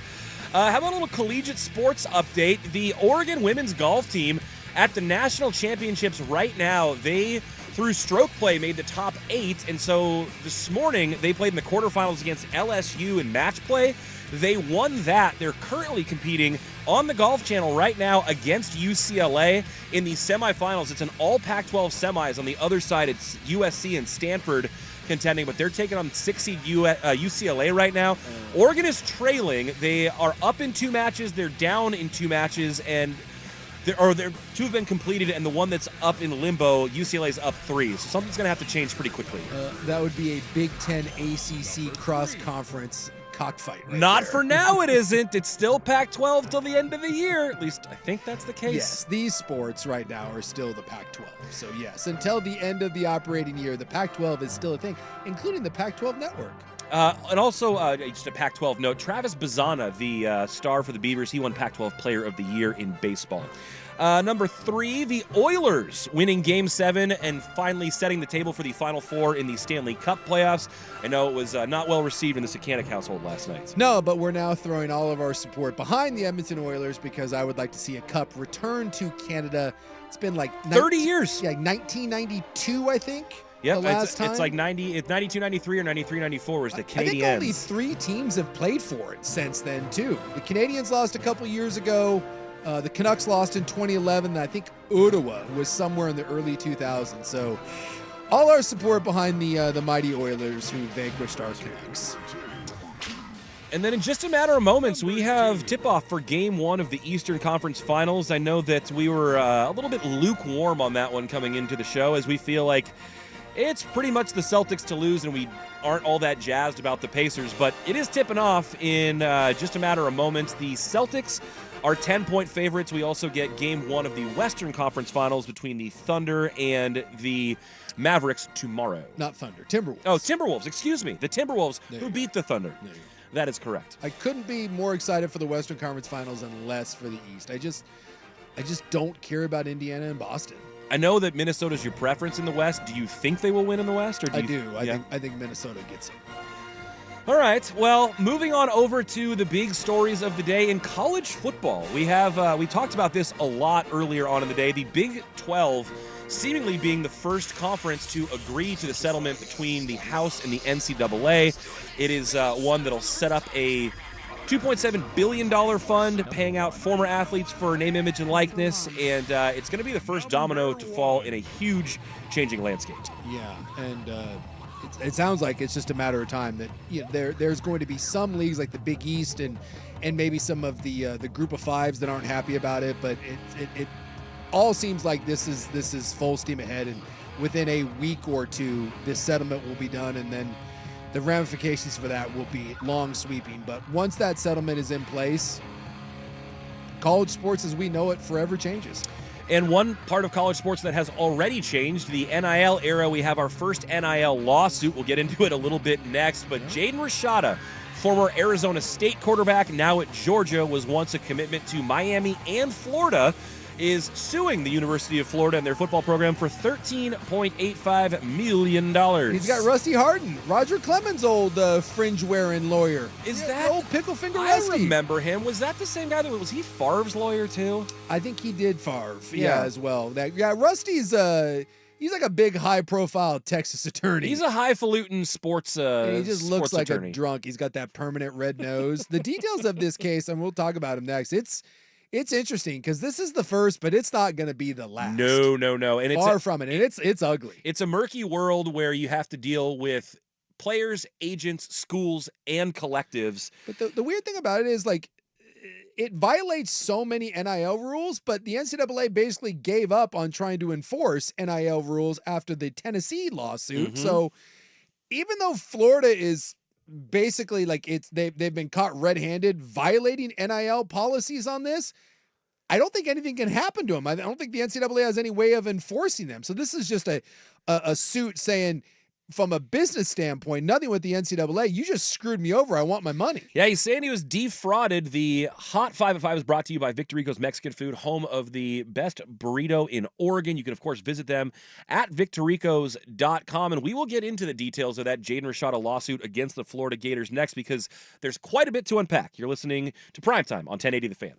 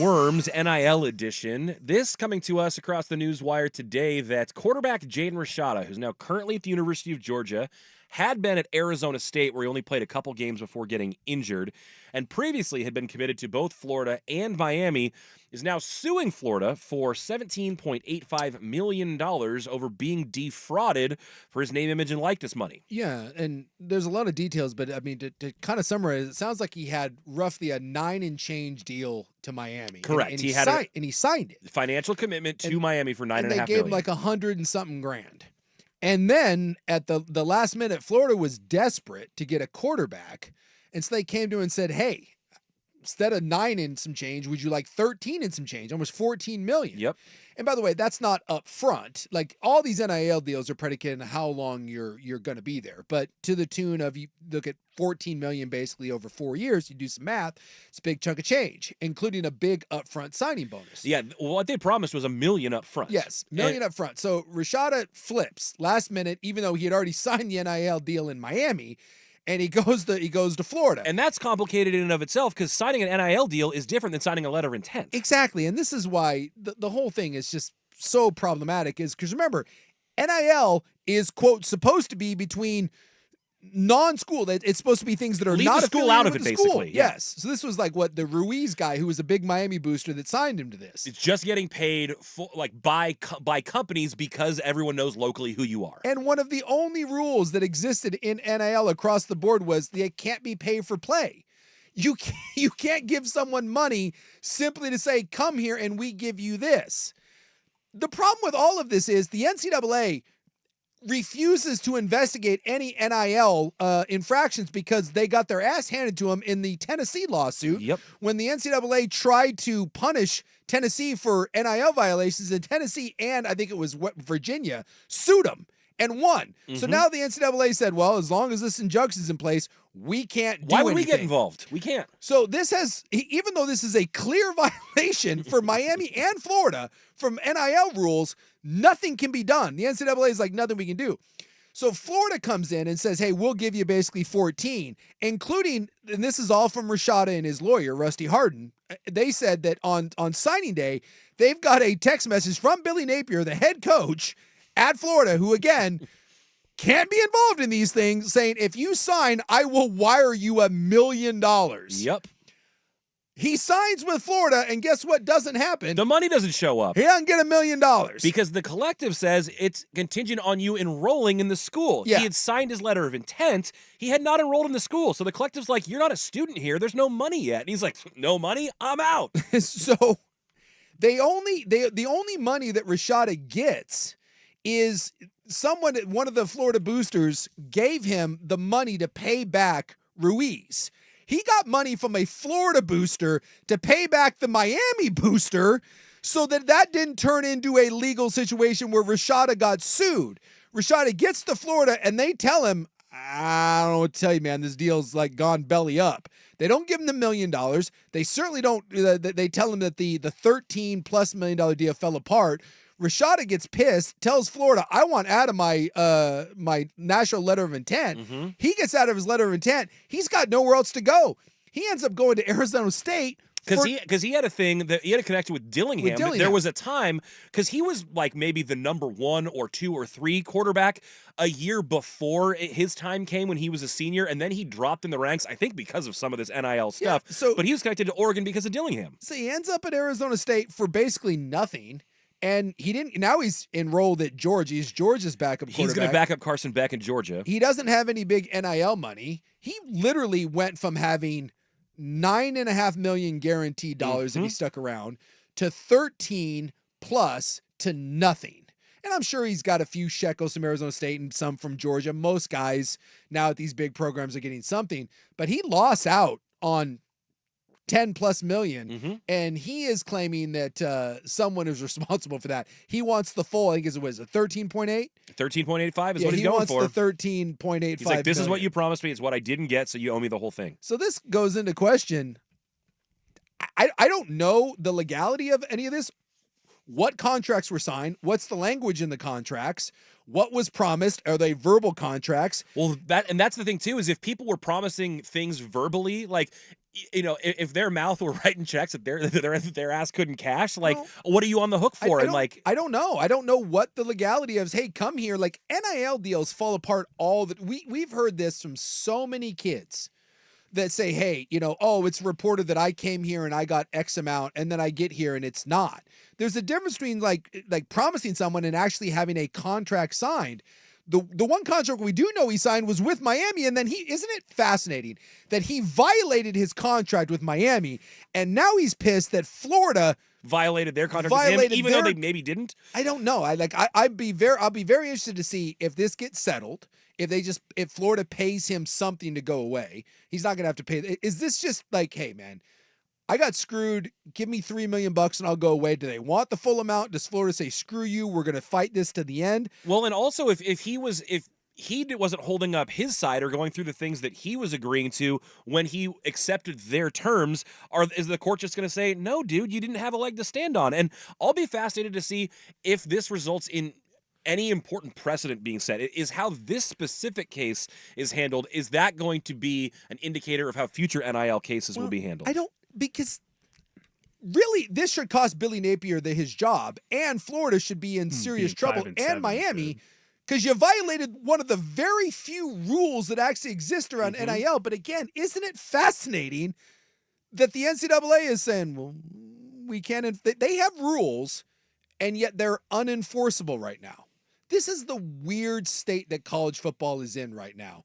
And even after the House settlement happens, which is going to happen here within a week or two here. And when they say House, that's the name of the guy that's the head of the lawsuit. So it's not like the House of Representatives. Right. That's just one of the lawsuits the big lawsuit that's getting settled by the NCAA. And I definitely thought that for a while, by the way. I'm like, oh, House, it's got to be the House. No, not the House of Representatives. One of the main player that started this thing that became a class action, his last name was House. So they've just combined a bunch of lawsuits into one, and they're calling it House versus the NCAA. One of the things that we don't know is that once this is settled, how does the NCAA go about enforcing any rules? Because as of right now, anytime the NCAA tries to impose any sort of restrictions or rules violations, everyone just sues and they keep losing. So... Well, and the other thing, too, is I feel like all the parties involved are in a terrible spot because the collective, they're never going to just give away $13 million for a guy who hasn't played a game, and yet they're expected to pony up the money to get the players. The school can't act as an intermediary in these because they're just told, you need to stay out of it. This has nothing to do with you. And the player is having dollar signs thrown at him saying, you're telling me I can get all these things, and then I show up and they're not there for me. The nice part, one of the good parts about the settlement is everything I've read says that in the settlement, they are going to be able to fold NIL into the schools. So there will no longer be a separation. You may think that's good. You may think it's bad. I personally think it's good. The schools are involved in it anyways. If you think that Billy Napier is the only coach that's involved in getting kids NIL money, you're a moron. If you don't think Dan Lanning is well aware of every dollar that goes out to those kids. Every one of these coaches has their collective on speed dial. So under the new settlement that's going to happen here, NIL sounds like will be folded into the schools. The collective will be able to work with the schools, and the on top of the salary that's going to be paid to each athlete, there'll be a new pool of money. NIL will still exist, but the school will be able to facilitate it, and at that point, you should be able to sign contracts. Well, and I read also that should be some of this should be settled when you can actually sit down between the school and the athlete and sign a binding contract. And additionally, once they are able to iron out some of those agreements, there's a belief that they're going to try and essentially create guidelines that prohibit further lawsuits on both Title IX and NIL from entering the space because they just can't handle doing this on every case-by-case basis. Yes, every lawsuit that the NCAA is involved in, they are getting their asses kicked. And my guess is they're going to get their ass kicked in this one as well, even though this is not the NCAA. It's just an individual university. And at some point, the lawsuits have to stop. Otherwise, the entire thing just crumbles to its knees because... Well, and the sport and the structure is moving faster than lawsuits can even get settled. So by the time they've decided what happens, things are already different. Yeah. If Rashada wins this, though, you're boy. going to see Yes. lawsuits from multiple players at multiple universities. Yep. Because I also feel like when I was going through my recruiting, which isn't that long ago, 2015, it's less than 10 years ago, you would have schools that would call you and say, hey, man, we've got a scholarship for you here. And you could take that scholarship, and before you signed your letter of intent, if they had another kid that was a better prospect or they liked better, and they said, hey, we're offering you a scholarship, and that kid accepted, and that meant they had to bump someone out, and they bumped me out, they could get rid of me. So how many times did that happen with NIL? Where, hey, you come here, you're going to get $1 million. Oh, a better athlete said he's going to come here, your NIL now is less or even gone, right? So I guarantee that those things happen down the road. I bet you every school is going to pay really close attention to this case, because if Rashada wins, they're going to have their own lawsuits. Well, like Damian Martinez claimed this. I personally didn't necessarily believe his claim, but he said the same thing. He said that the dam was a damnation, that the Beaver Collective lied to him. We've heard this so many times. A bunch of Texas A&M players, remember, they were part of that $30 million supposed recruiting class. A bunch of those have left and have said that that's horse crap. I never got anything that I was promised. And at least this way now, you can sign contracts. And I would think that the contracts will hopefully have the ability to bind some kids to schools, and maybe that even slows down some of the transfer portal stuff. This whole Wild West thing of like, it's me and my word, and that's what's driving the whole thing is just a problem. Yeah. And some of these kids don't have representation. They don't have agents, and they don't know what they're doing. And it's a new landscape. So the schools and the collectives don't really either. It's new to everyone. The other thing too is, like, with the NFLPA, you have agents who have to get accepted. Yep. Do they have that with colleges? Because if they don't, then like you're looking at a lot of Marcus Dupree situations where all of a sudden the local town pastor takes all of your GD money. Well, and the problem is again, and this is the biggest issue, and this settlement isn't necessarily going to solve it, is in the NFL or NBA, WNBA, Major League Baseball, whatever, you're dealing with one entity. You're dealing with one entity that collectively bargains. And right now in the NCAA, you don't have any of that. You have God knows how many institutions, how many different conferences, different states have different laws for NIL, and it's just it's anarchy. If which is why the NCAA is begging Congress to get involved, and pass some national legislation so that everyone can have some sort of thousands of individuals. Yes, and hopefully too with this this suit, everyone from the conferences to the players, they all get on board and realize that it is in everyone's best interest, and I mean everybody's, from the coaches to the athletes to the fans to everyone, to sit down and collectively agree, even if it's not professionalism, even if it's not all collectively bargained. If everyone sits at the table and comes up with some basic guidelines, and most people, with the exception of a handful, there's always going to be people that are going to fight it.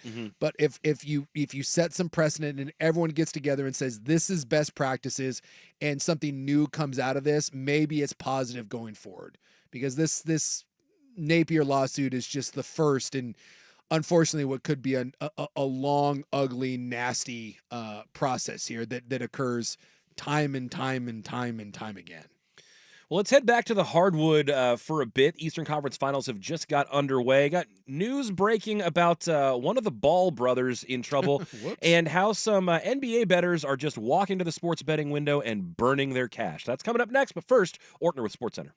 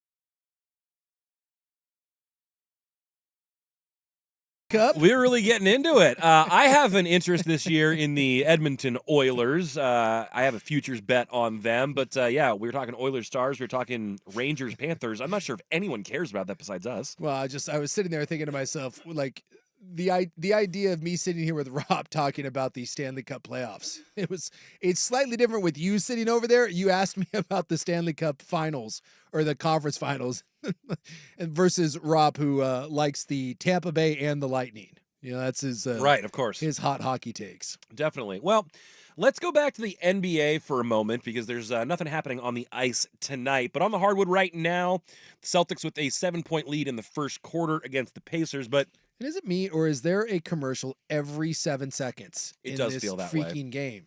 I mean, my God, we're still got a couple minutes left in the first quarter. Every time I glance up, they're at a commercial. They're at a commercial break. Well, what do you want to start with, Suk? Do you want to start with idiot NBA betting news, or do you want to start with idiot Ball brother news? Yeah, let's talk about idiot Ball brother news. I didn't know that one of the Ball brothers had a bit of a lead foot and causes broken feet.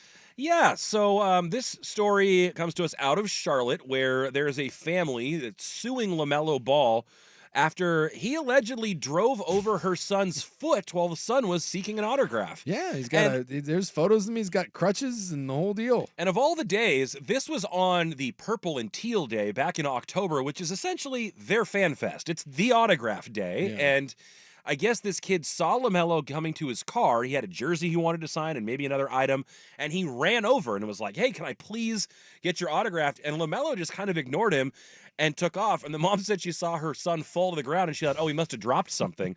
Well, no, his foot got run over. And this has now prompted other people around the internet, which is an amazing place, to show that LaMelo Ball has a habit of leaving the Charlotte facility in whatever shiny purple, gold, red car he has and just speeding through the first stoplight. He's got like a gold Lamborghini. He's got a bright purple Rolls Royce SUV. And I get like he does. He's got a red Ferrari. That dude hauls ass when he's out of done that at work, facility. he is done at work. And I'll be damned, red lights, dude. That dude, I love the compilation clips of it. Yeah, so there's a full highlight video of his, I guess, negligent driving that you would call it. But yeah, the fan was 11 years old, and basically now he's facing a lawsuit. I will say it's been a while since we've heard really anything negative from the Ball family, and for a while that's all we heard. Yeah, and to be fair, I guess the family is saying that they just want the medical bills paid. They were like, we just wanted to file a claim against the insurance, but like the police report, they couldn't get a hold of LaMelo Ball to like find his insurance. And the kid's got a bunch of medical bills. He's got a broken foot, and it's like legit. He did get run over.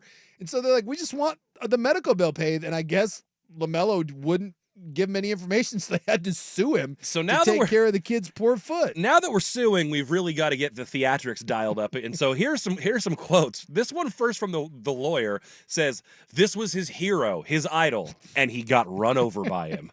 Like, okay, I know his foot got run over, but did he get run over? Not quite. You gotta admit, that's like a terrible look. Like if that's like your favorite player and you go running to try to get an autograph, and then your hero just peels out and runs you over. Like, I can see it's not the best look. It's really not. His mother says that he spent months recovering in more ways than one. She said, for a while, I couldn't even recognize who my child was because, like depression, not being able to go outside and play.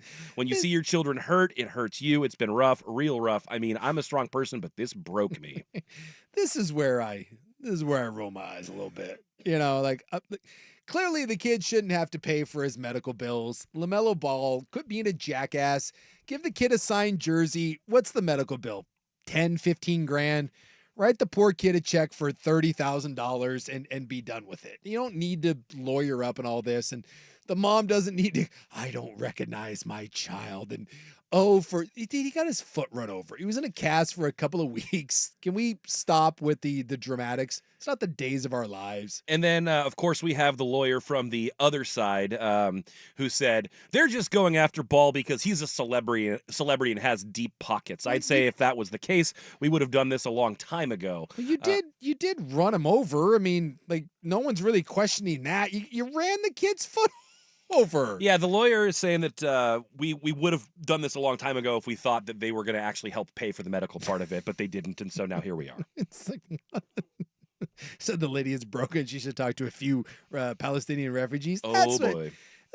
There is an element to that. Like anytime, like I'm not the most sympathetic person in the world, and I feel bad for the kid, but yeah, we all in every one of these lawsuits we always have this where it's the most dramatic thing that's ever happened to you. Like I couldn't possibly go on. Although Rashee Rice, he got the guy to drop his charges against him. Yeah, he did. Yeah. I'm also reading that the family is suing the Hornets because that was the official Fan Fest day, and the family claims the team should have had more measures in place to protect fans who were trying to get close to players. So it's now Lamelo Ball's fault for running the kid over, and the Hornets' fault for having an event where Can people they want to sue be the your tire? players. Can they sue the car as well? Well, people want to know which car Lamelo was driving, and I actually would like to know the answer to that. Yeah, as because well. there are a lot of like video of him driving away fast, but we don't know which car. I would like to think that maybe the purple Rolls Royce. Like Yeah. if you're gonna get run over, like I think that one probably has the most heft to it. Like the SUV Rolls Royce, that big monstrosity. Like you get run over by a Ferrari or a Lambo, you should be able to take that. I know this kid like actually got ran over, but it is funny, like, because in my head, the scene of Christopher Moltisanti in Sopranos where he's Yeah. got like the neck brace walking Yep. around, that's kind of what's popping into my head. Yeah, the Rodney Dangerfield. My arm. Hey, I mean that's the thing is like if you get your foot run over like that, then you fall, then you hurt your clavicle, and then you got whiplash. You might even sustain a head injury and Yeah, there's a memory lot of- loss. Well, we had one of those recently where someone was claiming memory loss. It was the pothole lady, wasn't Yeah, it? it wasn't a lady claimed that she ran over She a was like pothole. battered and bruised from going over a pothole. And she had like a concussion and she had like memory loss and she was like sleep apnea. Like, and apparently she became infertile and like they're all those things. It's like, yeah, you ran over a pothole, lady. Well, the other thing I wanted to bring to your attention is: were you aware that NBA fans are burning money on the upcoming NBA draft? No. What are we burning cash through? Do you know who the number one most bet player is to be the number one overall pick in the draft? Oh, Bronny. tell me it's not Bronny. Oh, it sure is. It is the most bet player to go number one overall is Bronny James at 200 to 1 odds. Are people morons? It would appear so. The Bet MGM spokesman has said, "We don't fear any liability on that bet." How, like, I get that at 200 to 1 you're probably only betting, whatever, a couple bucks, but You are burning money. burning cash. He's not going to be the number one. He's not going to be close to the number one. Boy, that's fascinating. It was like the whole thing, and I think it was the three of us here talking about this when Justin Fields was the most bet person to be the MVP last year, and Well, that's a dumb bet, but this is a whole other you might as well level. just wipe your arse with Yeah. whatever money. Do we know what's the largest bet that someone laid? I don't know the largest bet. I just know that he is the most bet. Wouldn't that Do we be know some- what Jonte Porter bet? No, we don't know what Jonte Porter bet. if someone bet like $1,000 on Bronny James under the idea of like, look at these odds. Oh, I'll win $200K when this happens. Either that or does it say something about sports bettors and just how stupid they are and that, who is the Otani interpreter who lost however many millions? Yeah, Ipe. Is that maybe that's just the case of, because they always say like the Cowboys and like Notre Dame football, like they always get good odds simply because they know that people will bet on them regardless. So maybe there's just so many dumbasses that are like, hey, that's LeBron James' kid. Well, a lot of people have been complaining He's got to be a top pick. that of all the draft picks, that he's the one that's being talked about the most as a prospect in this draft. Oh, just 100%. because. And so, if you're random better and you just hear him getting talked about the most, do you think, well, he must be one of the best? I don't know. That is a valid point in that The coverage of it.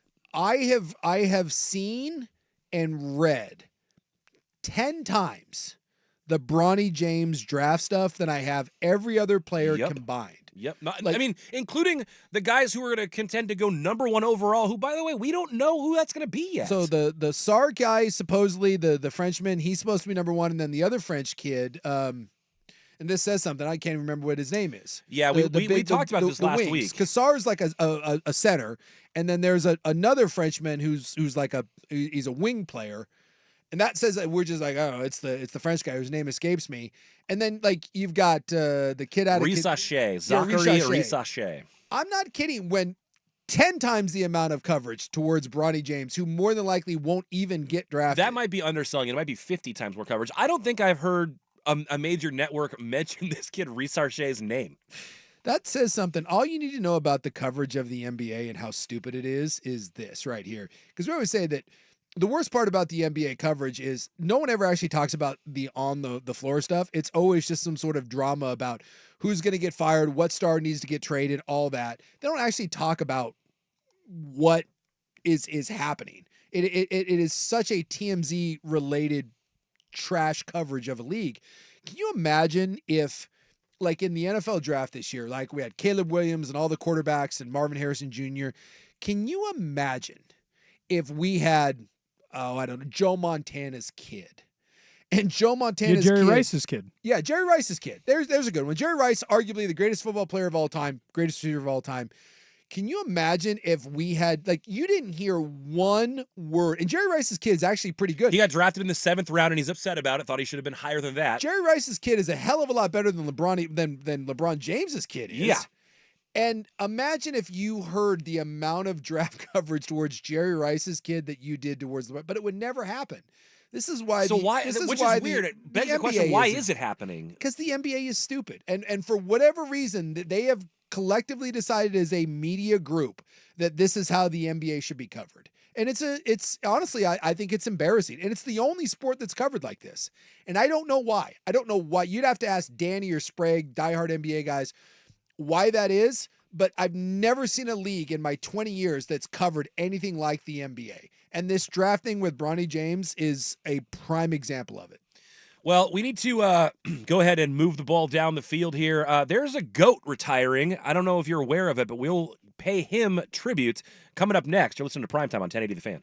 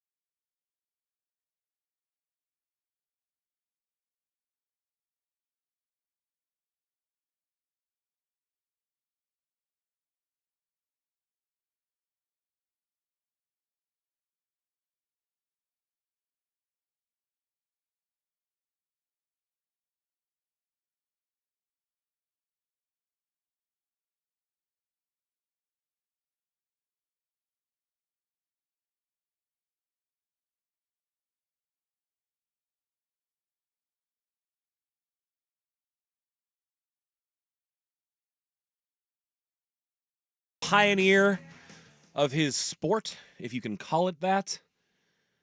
That's right, 46 years old, Takeru Kobayashi of competitive eating fame. Oh, he's still around? He is a competitive eater no longer. He, of course, he's kind of known as the godfather of competitive eating because he was the first one to kind of set up that dominant chain in the Nathan's contest. Yeah.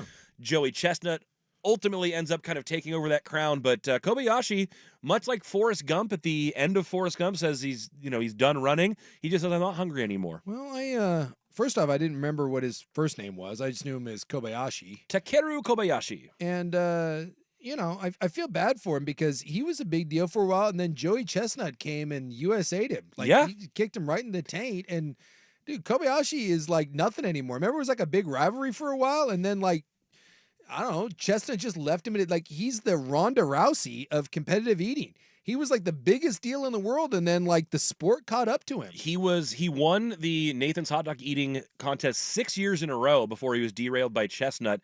And then never won it again, right? He never beat Chestnut after that? I believe that's correct. I actually met Joey Chestnut and then ended up going out having beers with him after we had like a sports talk show down in the Bay Area, and he was coming to promote like a wing eating contest at a local casino or something like that. And so he came in once. We interviewed him once, but we talked to him on the air. He seemed like a nice enough guy. And he was, but I was asking him about, because people talked about this rivalry between him and Kobayashi. I'm like, dude, is that legit or is that? And he goes, oh no, I hate that guy. He's a little bitch. Like which was really great coming from like one of the titans of the sport to another titan of the sport. He said that one time Kobayashi tried to fake lockjaw going into an event to sandbag Joey Chestnut to make him think it was going to be that tough, and then he didn't have lockjaw and he was all ready to go. Well, you think about how disappointing that is. Like you develop this weird niche thing, right? Like you just eat crap and someone's paying you. And I was reading an article here saying that at his height, he was making like $600,000 a year. Yeah. So you develop this weird talent, right? You get to travel the world. You're making $500,000 a year. Everything's going great. And then like out of nowhere, just some white boy from like West Virginia or wherever comes along and he just dominates your ass. And all of a sudden you go from making all this money and being a big deal to just nothing. Like, I'm sure that's got to be a huge, like, just like deflated balloon. Like, what do you do with the rest of your life? Hopefully you save some money. Well, so I guess this announcement came about on a Netflix documentary that's coming out or has come out called Hack Your Health, The Secrets of Your Gut. I'm guessing that one of the secrets is don't do that. 60 hot dogs. Well, but what he said that in addition to just, we'll talk about that. We have a lot of eating triumphs to talk about coming up in the club related to Red Lobster, Buffalo Wild Wings, Applebee's, what have you. But he said it started affecting his brain in unique ways, in that when you eat that much, that frequently, your brain stops being able to recognize when it's hungry and also stops identifying or, I guess, feeling the appeal for the smell of food because it's not important to you anymore. And so he says it's really messed with his head. It's curbed his hunger completely. He often never feels hungry because of how much excessive eating he's done. And he's hoping that not only his gut, but his brain will recover as he gives the career up. Yeah, sometimes he goes 3 to 4 days without eating, can't smell food. I mean, that sounds like an awful thing to happen to you. And what's weird is all those dudes that are competitive eaters, none of the really good ones are big fat guys. No.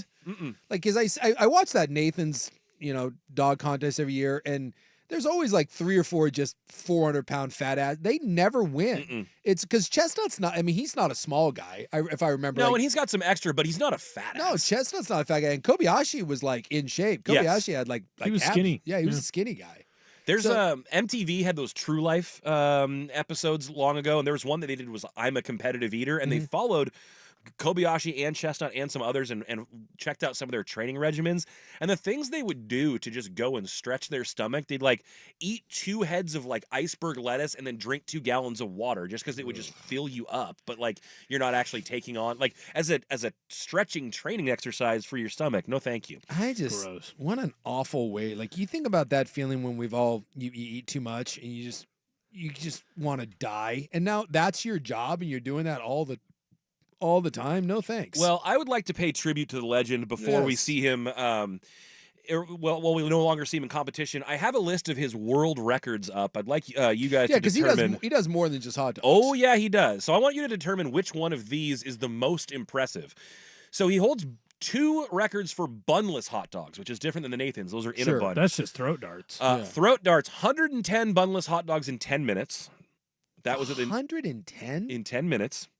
60 bunless hot dogs in 2 minutes and 35 seconds. Are you even chewing at that point? I don't know. I mean, you got to do something. You can't just deep throating some hot dogs. Like, it's gonna choke, right? I assume People swallow swords.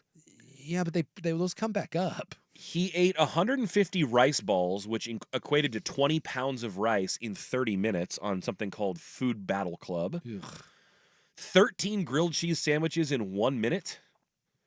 337 sandwiches in a minute. 13 grilled cheeses in a minute at South by Southwest. Is that just grilled cheese? Like there's nothing else in there? Well, like I'm sure is there it's some just cheese and ham? I'm bread, thinking right? it's just cheese and bread. Is it sourdough bread? Is it a white bread? Like Unclear. What's he doing? Buffalo wings, he did 337 wings in 30 minutes. Some of that stuff just 41 lobster rolls in 10 minutes. How about this? 57 cow brains in 15 minutes. I don't. The idea of even attempting, I don't think I could eat these things without the time limits. I'm not eating 1 cow brain, thank you very much. You tell me, like he ate 337 buffalo wings in 30 minutes. Like we'll order like Wingstop. There's a Wingstop at my house, and we'll order, for 4 of us, we'll order 40 wings, right? And then you get some sides and stuff. Dude, I eat let's say I eat 12 wings. You eat 12 to 13 wings and some carrot sticks and stuff. Dude, at the end of that, I'm like, oh my God, that's 13 wings.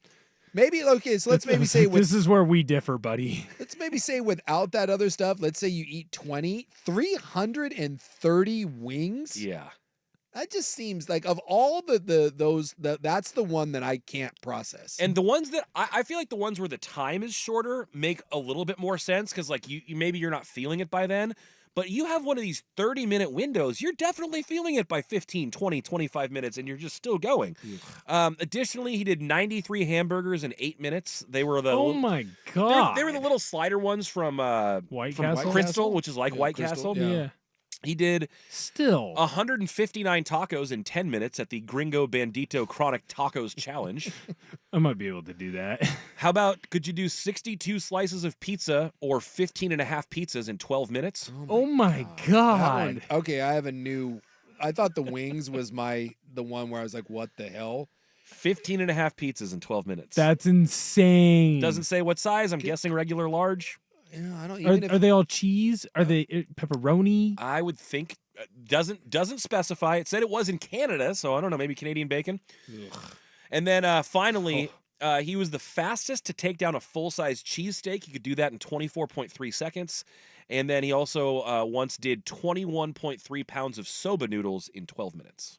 Every one of those I find offensive. It makes me sick to my stomach to even think about.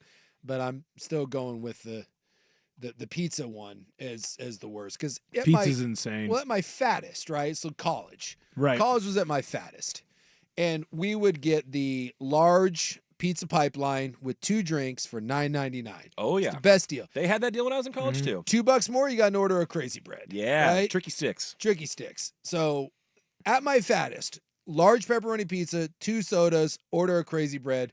I would eat that in one sitting and then just be like, same thing. Like you're just like, oh, I'm done. What did I do? Maybe if you got me drunk, which I usually was, you could probably get me another half a pizza, maybe, before I was like, I'm going to be sick. That son of a bitch ate 15 pizzas. Sober, I'd assume. So That's 15 pizzas. insane. Or 62 slices, depending on how you want to rationalize it in your head. I can't even fathom it. My hungover meal was 8 buffalo wings from Pizza Hut and a full family size meat lovers pizza stuffed crust.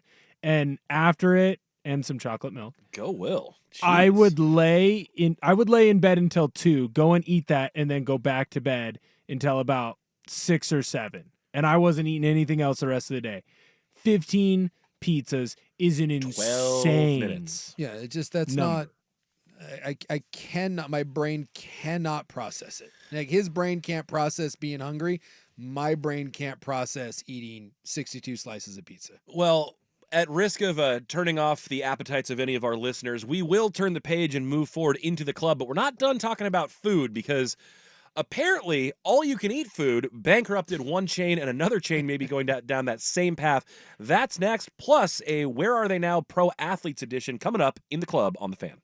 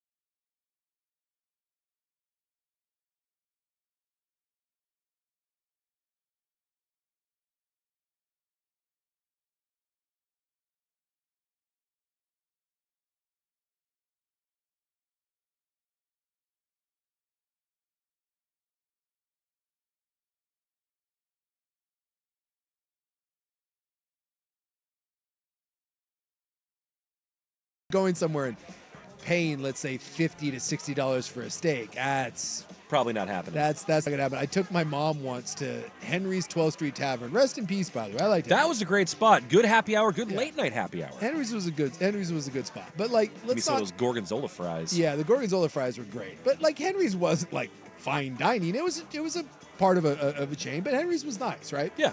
I took my mom. It was one time we broke away from the group. I think it was for like I was going to be gone on Mother's Day, so I said, "Why don't I take you out for Mother's Day beforehand?" And I was like, "Let me take you somewhere into Portland." And my mom was like, "Well, I don't want to go someplace like super fancy." I was like, "No, we'll just So I thought Henry's was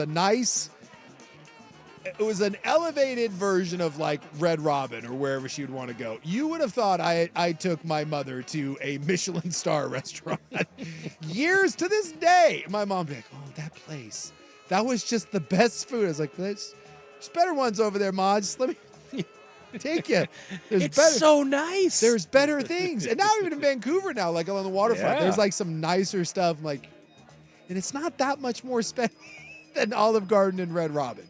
But for those people that love Red Lobster and Applebee's, you just can't convince them that there's better options out there. Some people, it's also like a necessity. Like Olive Garden was the fancy thing when I was a little bit younger. Yeah. So like sometimes when you got the littles and the littles are like all you can eat pasta and your little is me, that happens too. Well, then that makes me a little when I was in college because we thought the Olive Garden was classy in college because we could go get not that it was classy. It was like, oh, it's a sit-down Italian place and they'll give us all you can eat pasta and breadsticks and soup. They've got cloth napkins at the Olive Garden. That's and right. when you're at the Olive Garden, Your family. Yeah, 100%.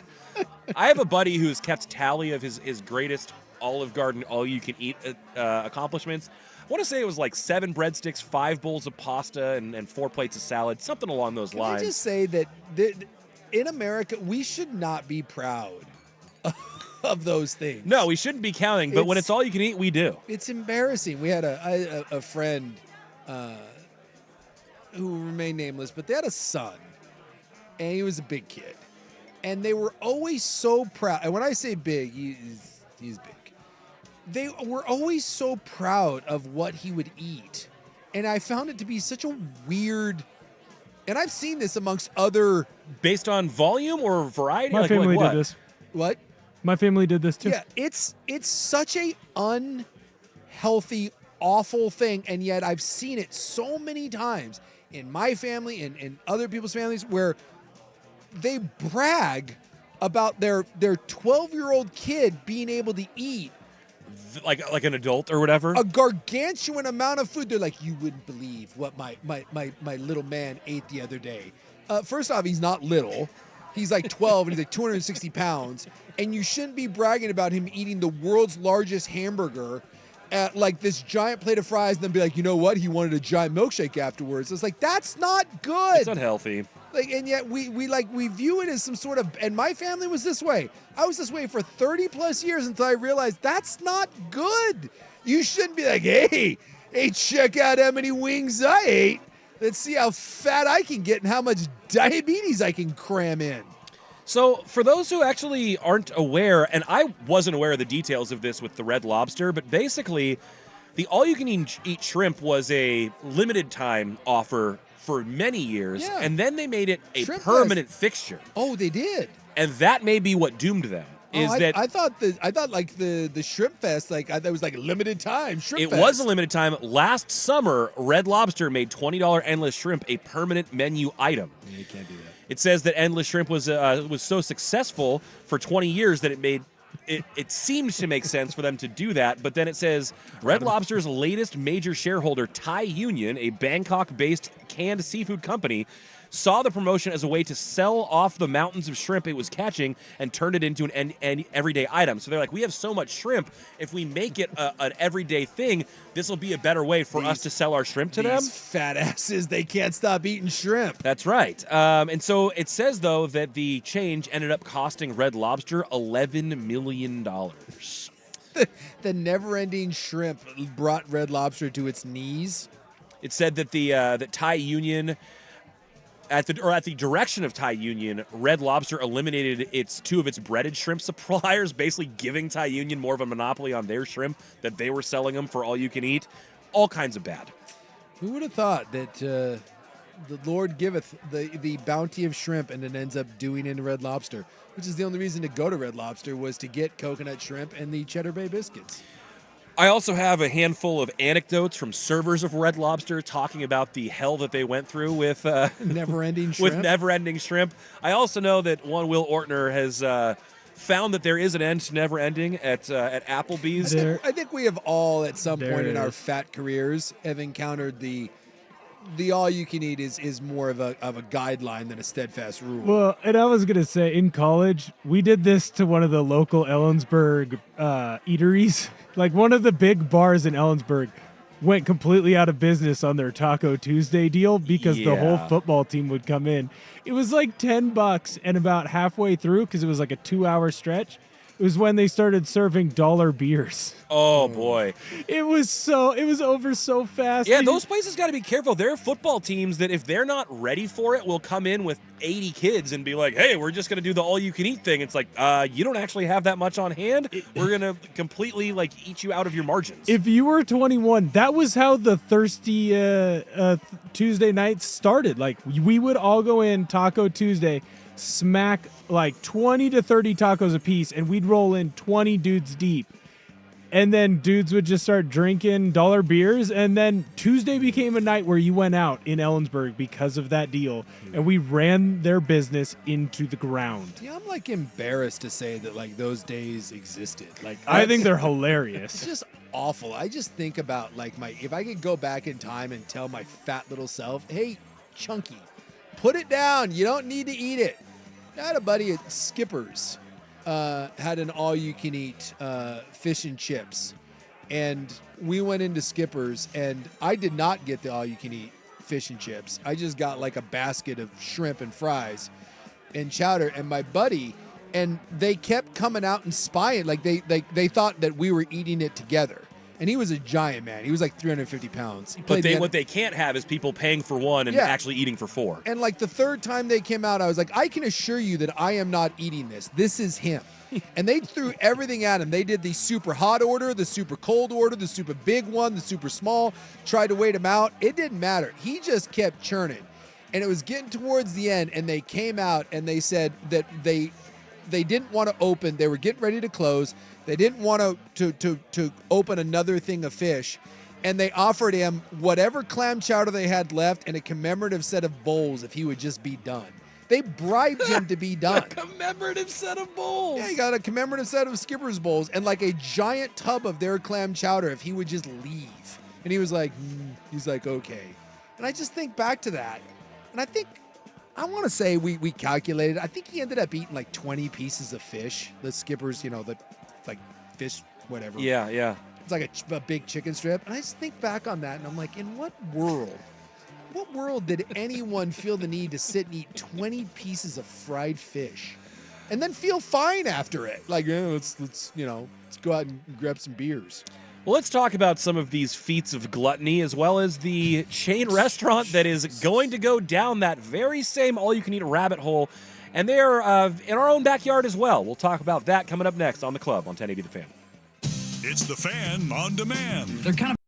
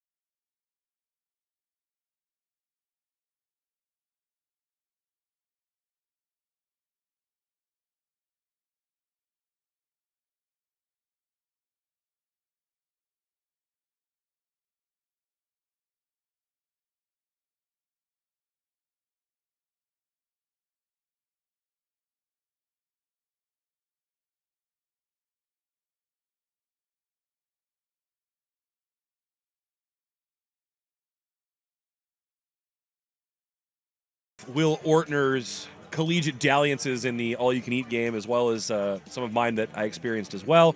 But first, tales from the trenches from Red Lobster's Endless Shrimp. I can only imagine what it's like being a server when when one fat ass family comes in and orders one order of Endless Shrimp and then like feeds their entire family and then gets all crowned up about it. Is exactly what these people went through. You knew that was we used to go to a Mongolian grill.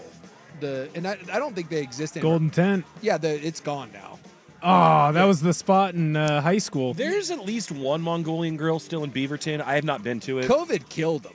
But I used to love a good Mongolian grill, and that happened all the time. I would see entire families come in there, and they would order one or maybe two, and there'd be like 7 people. And the person would go back. And I've seen screaming matches between management and the family. And it's always the same family. Yep. It's always the same trash-ass family that's like, well, you said it's all you can eat, so... it's just me eating. I'm like, and it also very clearly says per person. Yes, but the other 6 of you are just all happen to be just have a water. Yeah, okay, sure. Get out of here, cheap Fs. So this article from Slate that interviewed a bunch of recently laid off Red Lobster servers said that you had groups coming in expecting to feed their whole family with one order of Endless Shrimp. This is Josie, the server, said she would get screamed at. She already had her share of Cheddar Bay Biscuit battle stories, but the shrimp was something different.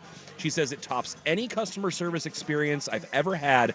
Some people are just a different type of stupid and selfish, and they all wander into Red Lobster. And this is, like, I'm not trying to throw shade at everybody, because, like, we've all been to buffets. We've all been to all-you-can-eat places. My dad, rest his soul, Big Bobby loved the Golden Corral more than anything else on the planet. When we found out that there was a Golden Corral like 2 hours away, my dad, we drove. Planned a trip. We tripped. We road tripped to go to a Golden Corral. Hell yeah. That's how much he loved it, right? So, look, we've all been there, but I do not think that there is a... If you had to take a slice of America, right, and just say, what slice of America would you like to hang out least with? With the exception of like maybe like the like super racist or whatever, just general public. I may say it's a buffet. Like if you've ever wanted to feel better about your life, just walk into an all-you-can-eat or place. worse about humanity, Yes. at least here in the U.S. Exactly. Communal living, bro. And Come just on. look around and realize I'm doing okay. Like if you're down on yourself, you think maybe you need to lose a few pounds or life's been kicking, just go to one of these places, sit down, and just look around and you'd be like, I'm doing all right. I'm not doing so bad. And then realize that you'll want to leave and never come back to that place. And it's true. Not only are people there to eat as much as humanly possible, but they're rude and they're pissy about it. It's like maybe I don't know what, like they go in there with like this like crowned up attitude, like they're going into a heavyweight fight. They're like, I got to get my game face on.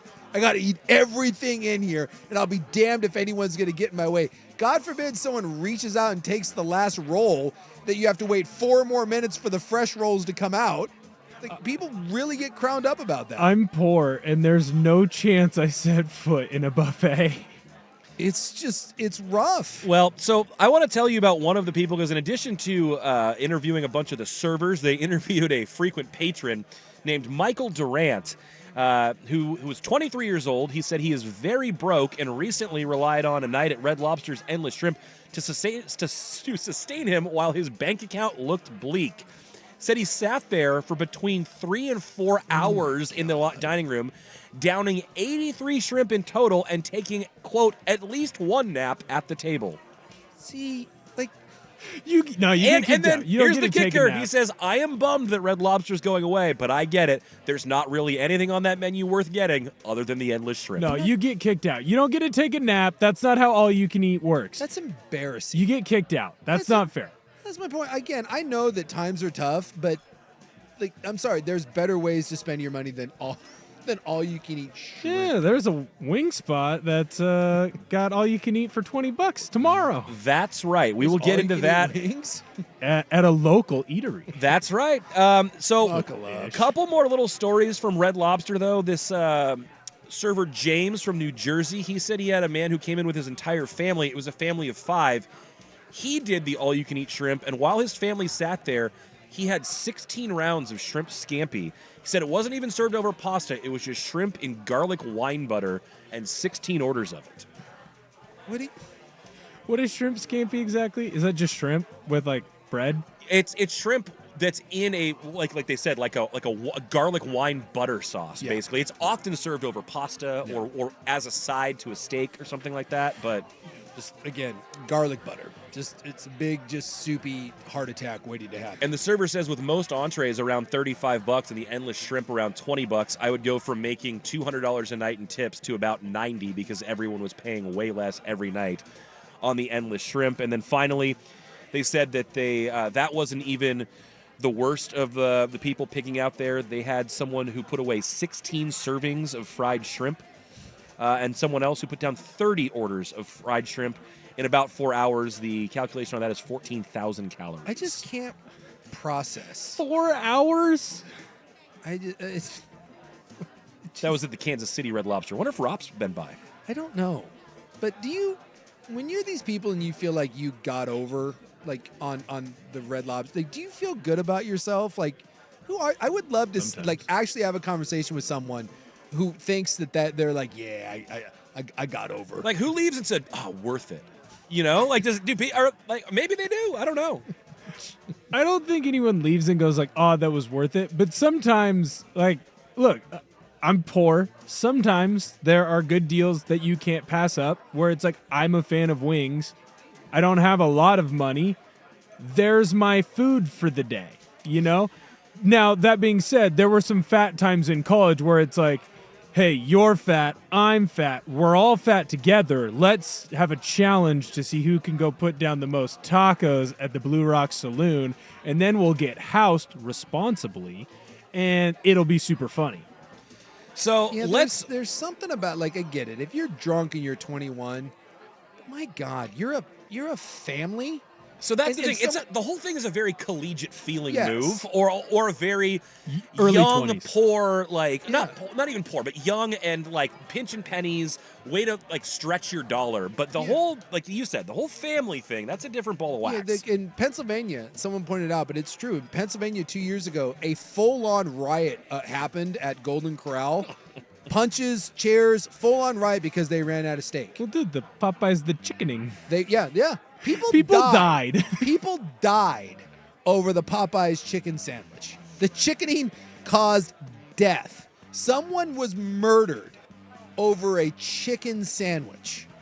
By the way, that brawl at Golden Corral, you should check out that video. It's like I on have YouTube. seen that It's before. freaking crazy. I had forgotten about it, but you said it was a couple years ago? Yeah, it was a couple years Yeah, ago. I remember that happening at the time. I didn't remember that it was over steak, but I remember seeing footage from it. Yeah, dude, it's a full-on Donnybrook. People were throwing chairs. I mean, it was like the people were using the those kid high chairs to like beat each other with. Nice. Yeah, because they They were picking up kids' high chairs and throwing them at people. not just throwing them, like beating them, like with clubs. Yeah, Oh now my imagine God. facing aggravated assault charges because you didn't get enough all-you-can-eat, well-done steak. Yeah, you can get everything else. They just ran out of steak. Hopefully, Detective Gillis is there.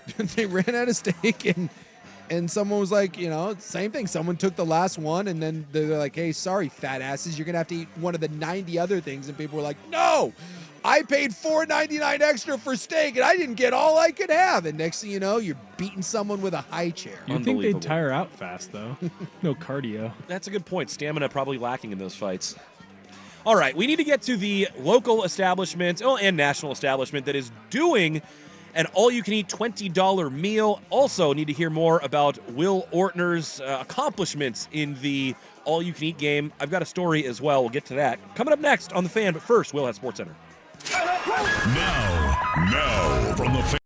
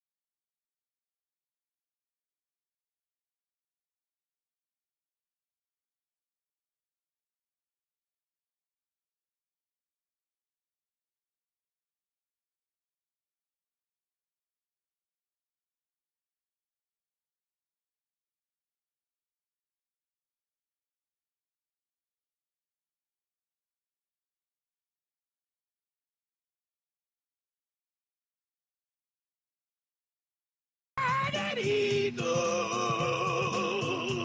1080, The Fan. Double sun power! Yeah, we got a little game going here in the East. We certainly do. Didn't necessarily expect it. The Celtics nearly a double-digit favorite, but it is just a 2-point game midway through the third quarter. Go Pacers. I'll keep an eye on this. Let's see a series. That'd be good.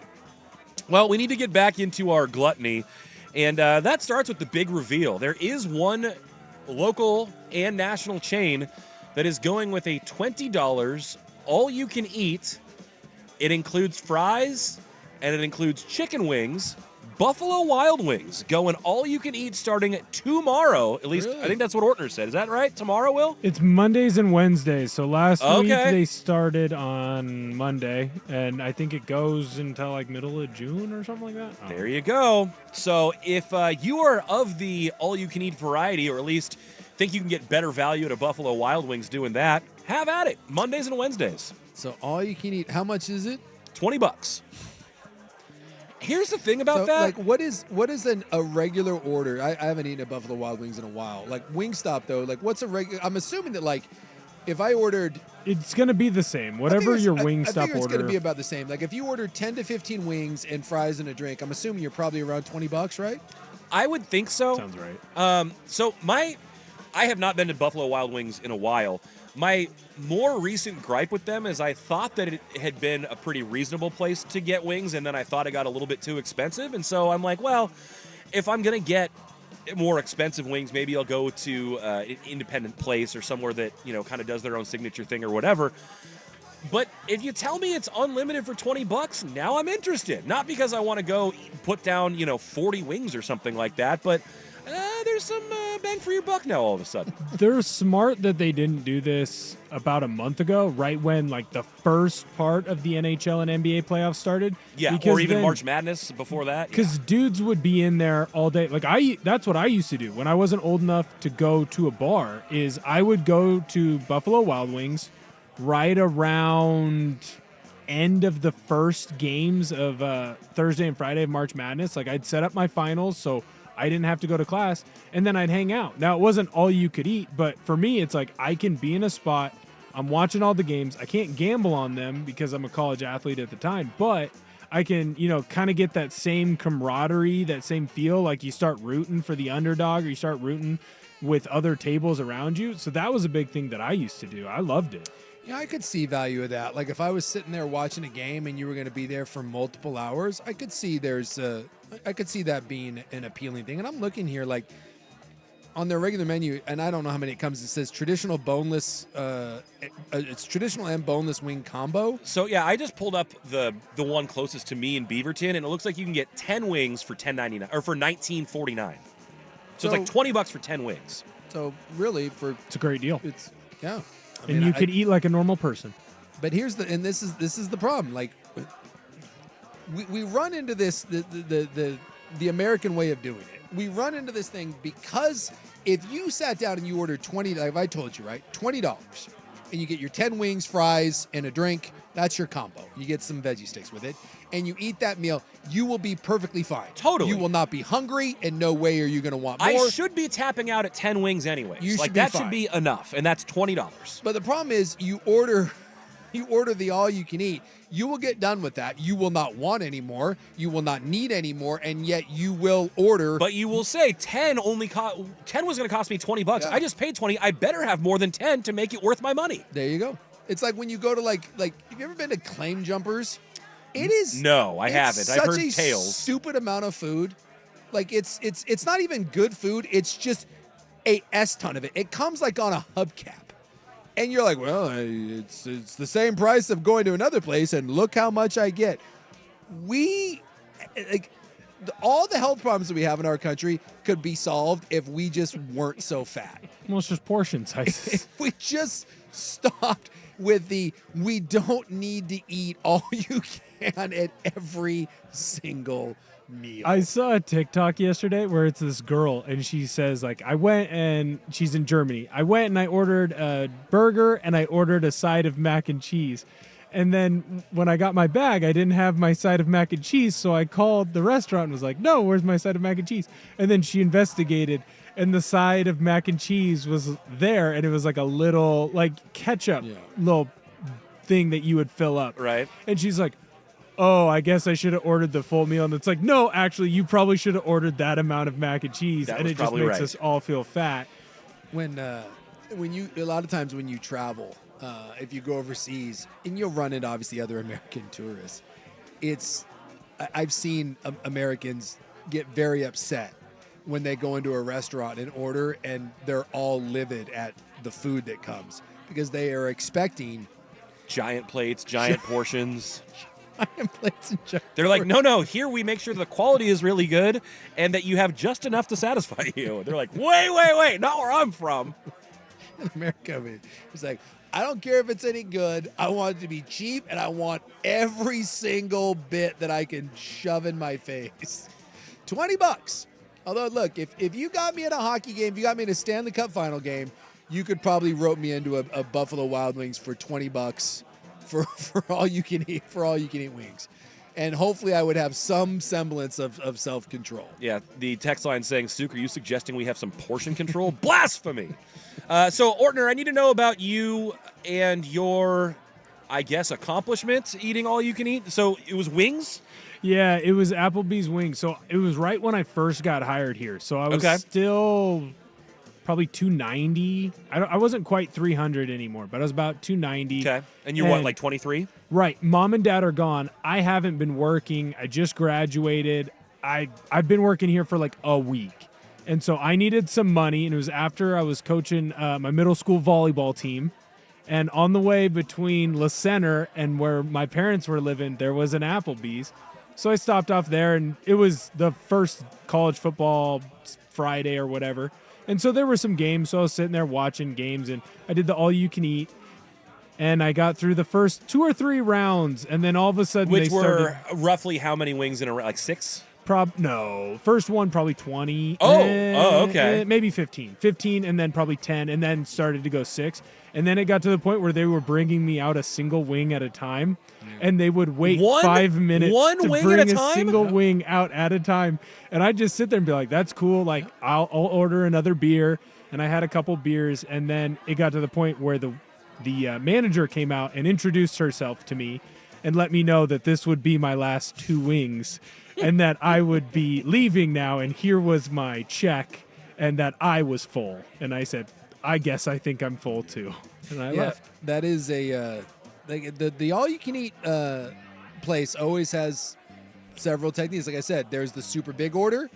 There's we're just going to shove all this at you. There's the super small. There's the super long. There's the super hot. There's the super cold. There was the order of 3 wings and a mound of French fries that I had to eat all of before I got more wings. They're trying to make you get through that. Yeah, that makes sense. Yeah. So when I was in college, I know it was football season, and we went to Applebee's for all-you-can-eat riblets. Oh, yeah. The interesting thing about that, it was the last day of the promotion because they said, we were watching NFL football. I know it was a Sunday, and the commercial comes on, and it was like, they had that stupid jingle, Applebee's has riblets, and we were getting all jacked up on it because we were like, riblets, by the way? That's a great question. Is it like the McRib? Is it even a real thing? We didn't know either. I think they basically cut the rib, cross-cut the wrong way so they can stretch them out more, and then they give them to you. But we called to ask if they still had all-you-can-eat riblets because it was the last day of the month. They said they did. We went down there last night, and we cleaned them out. They basically said, we don't have any more riblets. The promotion ends tomorrow, so they're not sending just endless supplies of these riblets. And they did the same thing. They started slowing down. And then you get the B grade or the C grade riblets. These aren't as good as the first batch, and they clearly weren't. But we had a couple guys in our crew who were just hell-bent on making sure that we got to the bottom of that bag, and we did.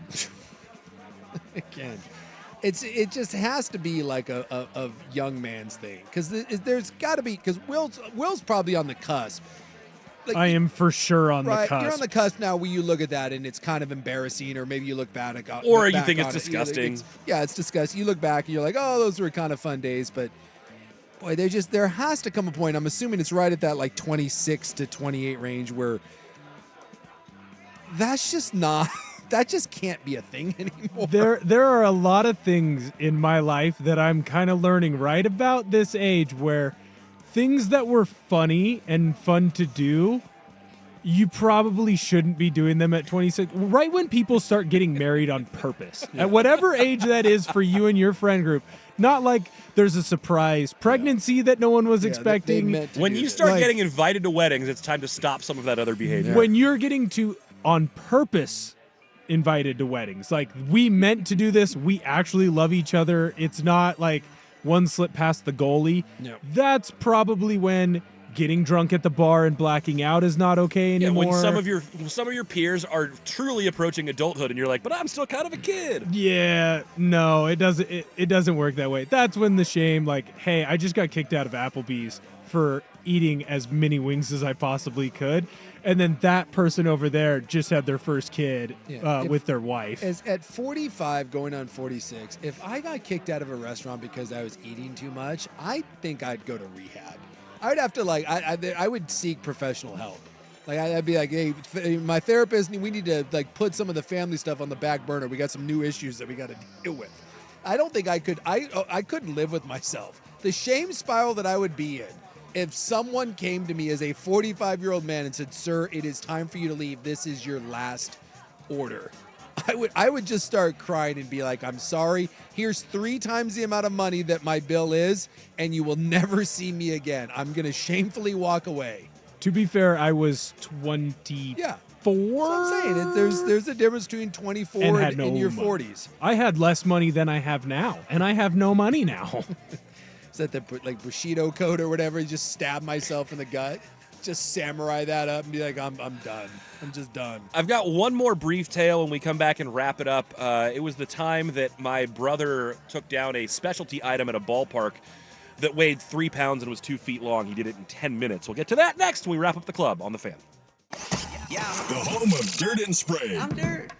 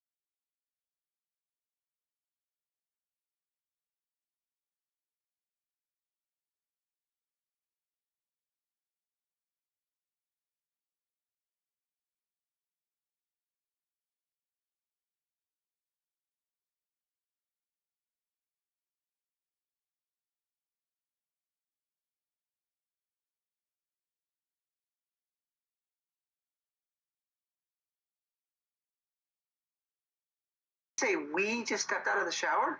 I said he. Right, okay.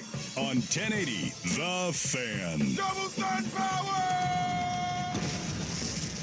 All right, coming up next, the Hot Corner, as we wrap things up here talking about gluttony. But one thing that needs to be discussed, they have a hot guest on the Hot Corner. Yes, former Seahawk great and one of the owners of the mighty Portland Pickles, the great John Ryan, joins them. John Ryan, a hilarious dude. The Pickles run an awesome operation. Yes, I'm excited they to do. hear what that is all about. So he will be joining them at 7:15 on the Hot Corner. You can catch it coming up next. The last story that I wanted to pay off was the, if you remember, all these ballparks now, they have, kind of novelty concession items. Sure. The Rangers were the first to do one of these. They called it the Boomstick, and it was based on Nelson Cruz. I remember It was a 2-foot-long hot dog with a 2-foot-long dog that was a pound of all beef, covered in nacho cheese, covered in chili, covered in pickled jalapenos and caramelized onions, all on a potato bun. My brother's in Arlington working and consulting, and some of his coworkers bet him $300 minus the cost of the dog that he couldn't take the whole thing down in 10 minutes. So it's 2 feet long. It weighs 3 pounds. It's 3 pounds of beef, chili, nacho cheese, jalapenos, and onions. And he did it with about 26 seconds to spare, and they got the whole thing on video. Again, I asked the question, how old was your brother? He was about, I think he was 24. He was a All right, junior consultant. And it was right on that. It was right on that cusp. And he was making some money, but he thought, boy, $275 seems like a pretty good deal for this 10 minutes of work. I just can't. The amount of money that someone would have to offer me to eat 3 pounds of food in 10 minutes. Again, it's like an age. I view now eating contests the same way I do when someone wants to arm wrestle me. Dudes can't have fun anymore. No, and no. So go away. I thought the boomstick from my brother was impressive, but Will then told me a tale of one of his teammates and how fast he took down a 5-pound burrito in the break. We need to hear this before we sign.